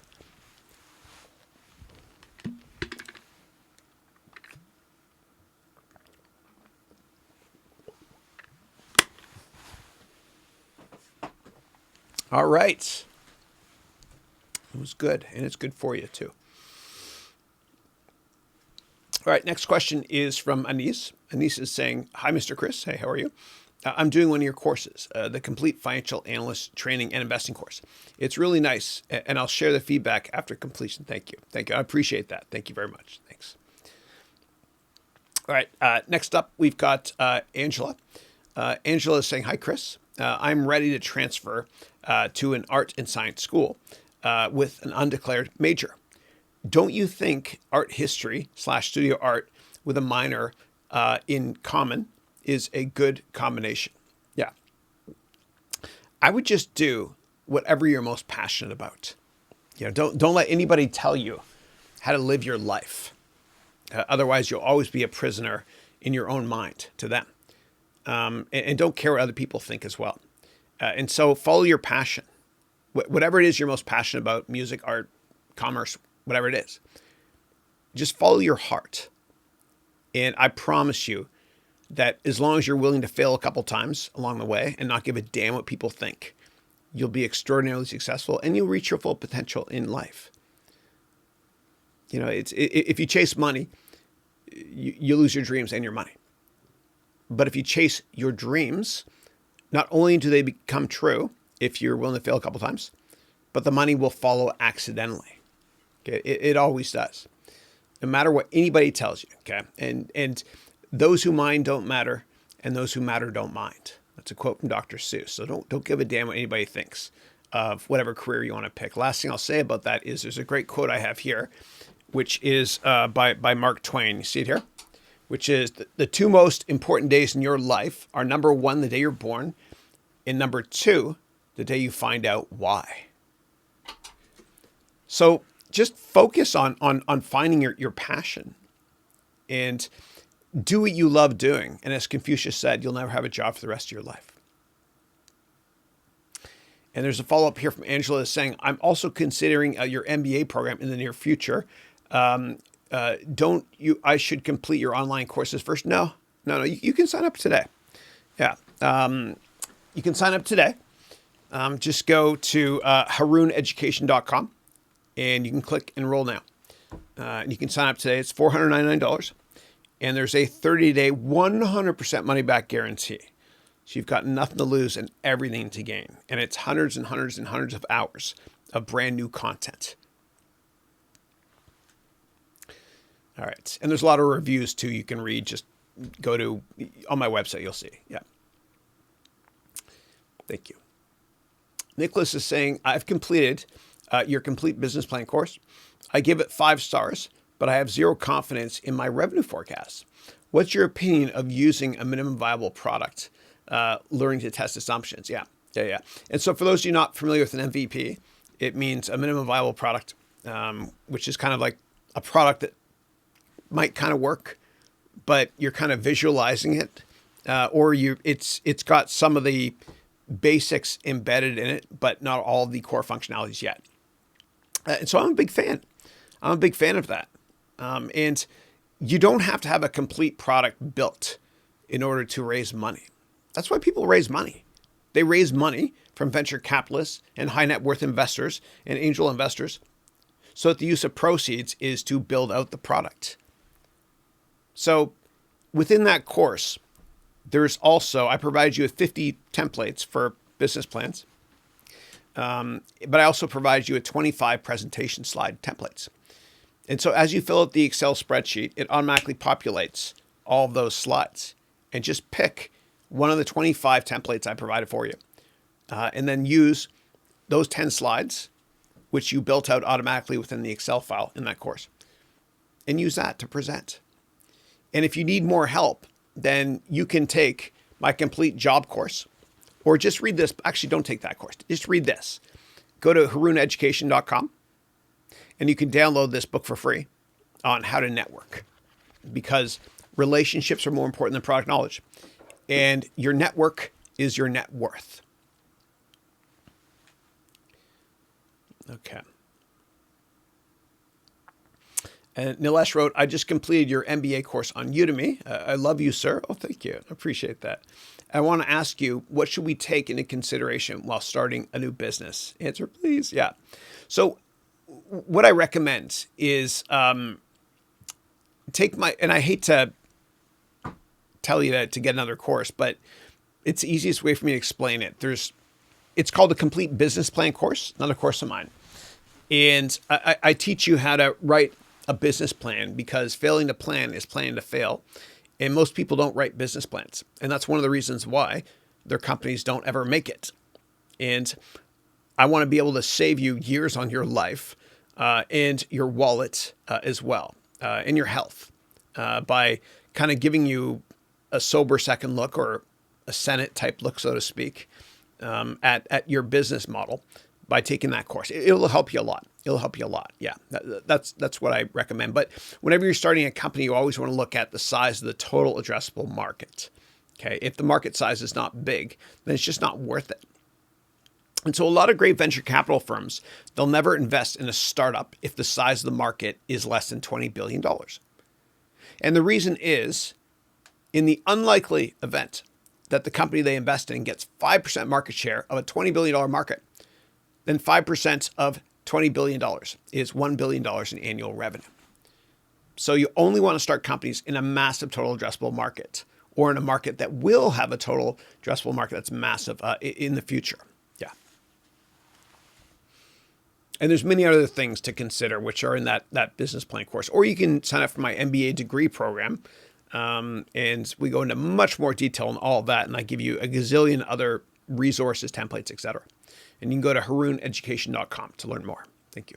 And there's a 30-day, 100% money back guarantee. You got nothing to lose and everything's a gain. Hey, Dario, how are you, man? What's going on? You wrote, may I ask you, how's it possible to invest in Modern Meadow or Coinbase? Yeah, thanks. And I used to be an investor in Modern Meadow. I sold my position. I sold almost all my venture capital positions a couple of years ago. Yeah, I'm happy I did. But Modern Meadow, for those of you not familiar, is a company that I used to invest in. That what they do is they grow leather in a petri dish, and meat as well. And the problem with leather in general is that whenever you dehydrate a cow, it's an awful process. You end up taking the leather and then burning off with expensive chemicals, which are awful for the environment, burning off all the hair, which takes a couple of weeks. And for every cow that's dehydrated, which it just shouldn't be allowed. Anyway, I'm not going to go there. The environmental impact's terrible. But Modern Meadow actually grows this stuff. And one of the reasons I invested was because of the management team. I always invest in the management team first. And Andras 4X and his dad founded the company. And before that, they had founded and sold a company and made over $1 billion on a company called Organovo, which prints 3D organs. Yeah. So... and then Coinbase, and I met with Fred Ursum actually in my office a bunch of times. Yeah, he was one of the founders. He's no longer there anymore, and he worked at Goldman years ago. So Coinbase is a great hot wallet company for cryptocurrencies, and also an exchange, crypto exchange. And I don't know if you can invest in those two, but because they're private companies. I mean, I'd have to say contact the venture capital firms and see if you can buy part of their stake. They'll probably say no, but there's a chance you can do that. Or contact the companies themselves and see if you can buy some employee shares. And if they say, if they entertain it, then it will have to be a board decision. And the board always has a ROFR, ROFR, which means right of first refusal, to refuse any new investor. But it is possible. And there used to be a website, secondmarket.com or something like that, where you can buy private positions in companies. Yeah. And then Jay wrote, oh my God, Chris, your Udemy class is awesome. Thank you, Jay. I appreciate that. Thank you. And Dario said, what do you think about the current situation for the cruise industry like Carnival? I mean, it's awful. It's terrible. I bought a little bit of RCL. It's risky though, but just a tiny bit. But I do think that in 5 years, are people still going to go on cruises? Yes. Are people still going to fly in 5 or 10 years? Yes. Are people still going to go to movie theaters in the future? Yes. Maybe less so. But I think that industry will exist longer term. But I'll let you decide on what to do with Carnival or ticker RCL. Obviously, their business is going to suck for the near and midterm. But longer term, I think that there will be demand in general for cruise ships. People will still take vacations in the future. What I recommend doing is take my complete financial analyst training and investing course. And it'll teach you how to analyze companies like Carnival and others the way that professional investors do on Wall Street, as I've worked at Goldman Sachs. I've started hedge funds, venture capital firms, and all that stuff as well. Yeah. I want to teach you how to fish, not give you a fish. And Anise is writing, I'm assisting entrepreneurs to prepare feasibility report, yearly financial budget, cash flow, and rolling budget in some intervals. Can you please share some Microsoft Excel templates for the same? Yeah. 2 things. Number 1, take my complete financial analyst training course because I have a template there for you. Number 2, take my complete business plan course because I have another template for you there as well. Yeah. Himanshu wrote, thanks for answering, Chris. You're most welcome. Rawlings, how are you? Rawlings wrote, glad to be here. And thanks a lot for their support on LinkedIn. I saw it. Thank you. John Clee, how are you? John, what's going on? John is now working with us, actually, helping out. Thanks, John. John is from Rochester. I met him here over my webcast ages ago. And he actually, he works with his family business. And he also works with me now. It's great. It's great. And he's doing a great job. Yeah, he applied. And on my website, there's, if we have jobs, it's open. You'll see a link there and you can apply. And if there's interest, somebody on my team will reply. Yeah. All right. And John is saying, nice to see you. Likewise. And you wrote, what do you think about fee-only financial advisors and careers? What they don't tell you in school is finance is mostly a sales job at first. Yeah. So I think that there's a big market for it. And in the industry, we call it PWM, which stands for private wealth management. And it's one of the best finance jobs to have because one of the only finance jobs where you can quit working at a big investment bank and take your clients with you, right? And so a lot of times people that work in private wealth management at certain firms leave to go somewhere else. There's this guy named Jordan Waxman who I interviewed with him. I met him once in my life in 1998 when I was interviewing at Goldman. And he worked at Goldman at the time, working in private wealth management. Then he moved on to Merrill Lynch, and I think he started his own private wealth management firm. And the beauty of that business model is, again, you can leave and take your customers with you, unlike most other jobs within financial services. In terms of compensation, it's all based on how much money you raise, okay, how much money you're managing, I should say. And so usually these private wealth management folks, what they do is they charge you 1% per year on the assets that they manage for you. And you might think, oh my God, that's robbery. No. If they can make you much, much more than that, and if they can preserve your capital and help you from a tax strategy perspective, they're well worth it. They're worth it. Just be careful though. We signed up for one a couple of years ago, and it was this great guy, really respecting the industry. And then, once he signed us up, he started, getting his kids to help out to do it, to manage the account, or more junior people. Just make sure that whoever you're signing the contract with, that is the person that's going to be managing your money. They won't hand it off to anybody else. Just be careful. Yeah. All right. Saloni, you wrote, thanks, Chris. You're most welcome. And Darshit says, hello, Chris. Hey, man. I want to ask, as ACCA should I do a course on data analytics, machine learning, or artificial intelligence? Yeah. I don't know what ACCA means. I'm sorry. Yeah. ACES wrote, how hard is the CFA and is it worth it? Yeah. So level 1, there's 3 levels. Level 1 is kind of like what you learn in MBA school in finance and accounting. Level 2 is some more stuff with options and bonds. Level 3 is that plus more ethics stuff. Level 2 is the hardest one of the 3.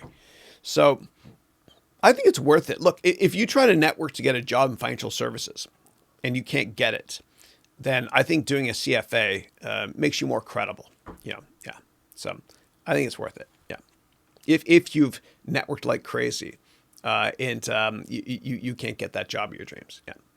And the best way to network, in my humble opinion, is read my free book on how to network. Go to harounventures.com and you can download this for free. Yeah. It's not what you know, it's whom you know.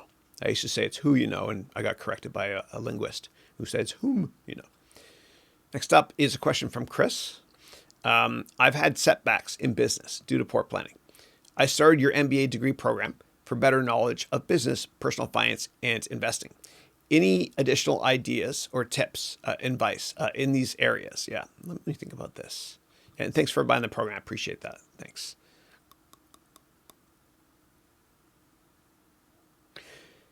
I would as you go through the curriculum, which is a couple hundred hours, we cover every major aspect of business. And so we're doing personal finance in the second semester, which is now. But in the first semester, in the FA track, finance and accounting track, you'll see that I teach you how to analyze companies and how to create a financial model. So make sure to take those courses, the FA track, in semester 1. That's what I would say. And then semesters 3 and 4 will go into a lot more detail into business formation, starting a company, etc. Yeah, because there's going to be a mock venture capital boot camp that I create during semesters 3 and 4, which I think you'll thoroughly enjoy. And for more details on what all that stuff means, so I've done a lot of VC stuff and boot camp stuff, and I did something at the Graduate School of Business, Stanford, and they interviewed me there. It's like an hour-long interview. It's on YouTube. You can search for it, and that will kind of give you a little bit more of an idea of the stuff we're going to cover in the second half. Yeah. And you can always even ask individual questions within the course. We'll respond to you really quickly. Yeah. Thank you. All right. All right. And then Baria is saying, hi, Chris. If you had to invest in any cryptocurrency today, what would that be? Yeah. So I'll never tell you what to buy, but I will tell you what I own. Okay. I own 4 cryptocurrencies I bought years ago, and I'm never, ever selling them, ever. One of them is Bitcoin. Okay. Good first mover advantage, but there's limitations. The other one is Litecoin, which is like Bitcoin's little brother or little sister. And the reason why there's lots of cryptos is, well, it's a gold rush, but also because there's limitations with the earlier cryptocurrencies. They're a bit slower and everything. So newer cryptocurrencies are a little bit more robust in terms of offering much more stuff. There's Ripple, okay, which is for financial services, and the founder lives around the corner from me here. And then there's also Ethereum, okay, and Ethereum is a platform and a cryptocurrency. The crypto is called Ether, and the ticker there is ETH. So those are the 4 I own, and the 4 I'm never selling. Yeah.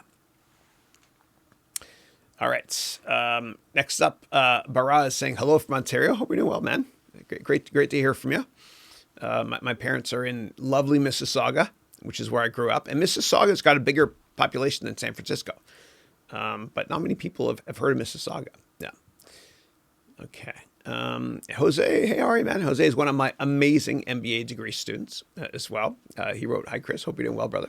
And thanks for the tweet the other day with Jennifer Aniston. It was interesting. I liked it. Yeah. And Jennifer Aniston, actually, her last name used to be Anistonopoulos. And so she's originally Greek. Yeah. Cool. And Andy said, hi, Chris. How can we go about me being a mentee of you? Yeah.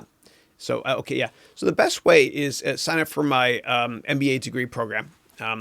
take the platinum version, because that way you get several hours of one-on-ones with me, either in person or over Zoom. And you can get more details at harouneducation.com. Thanks. Okay. And Southwick is saying, what do you think about esports compared to physical sports? The enthusiasm among esports is exponentially increasing. Yeah. I think it's a massive market. I think it's going to be huge. And one of my kids actually does a lot on Twitch, and he's actually making money too. He's doing really well. Not bad for a 14-year-old. But I think it's just a matter of time until we have esports experts that make more money. Sorry, that's I got to wrap up the call now. I'm sorry. I think it's only a matter of time until we have esports experts making way more money than the best athletes on the planet, because it's infinitely scalable. And so when you play games online, everybody can watch you over Twitch or Microsoft's Mixer product, which they're trying to buy their way in the market, kind of like they did with Bing. I don't know if it's going to work, but whatever. But you can get the whole world watching you, unlike a sports event, which you have to set up a time, you have to rent a stadium, you have to hire players, you have to hire concession stands employees, and that sort of thing. Gaming is huge. It's huge. E-gaming is massive. It's only going to get much bigger as well. I am a huge fan of that industry. Last thing I'll say there is that Amazon bought Twitch for next to nothing. And so Twitch, for those of you not familiar with it, is an online streaming service for gaming. You can stream your games, kind of like I'm streaming this. And Amazon bought it for only $400 million, which is nothing compared to how big that thing is. It's massive. It's massive, yeah. All right. So I've got to wrap up the call now because I've got to do the call with my MBA degree students. So for my MBA degree students in the gold and platinum version, our call starts today at 11:15, goes until 1:15. And then I've got a bunch of one-on-ones with you after that. And so there's a bunch of questions that I haven't answered yet. I'm so sorry I haven't had time to answer them. But if you're my MBA degree students, what you can do is just copy the questions and ask me again during the MBA office hours for gold and platinum students. Otherwise, if you subscribe to my vlog, I'll see you tomorrow because I vlog every day. And God bless you all. Have a wonderful weekend. Stay healthy, stay safe, and I'll see you next Thursday and every Thursday at 8 a.m. Thank you.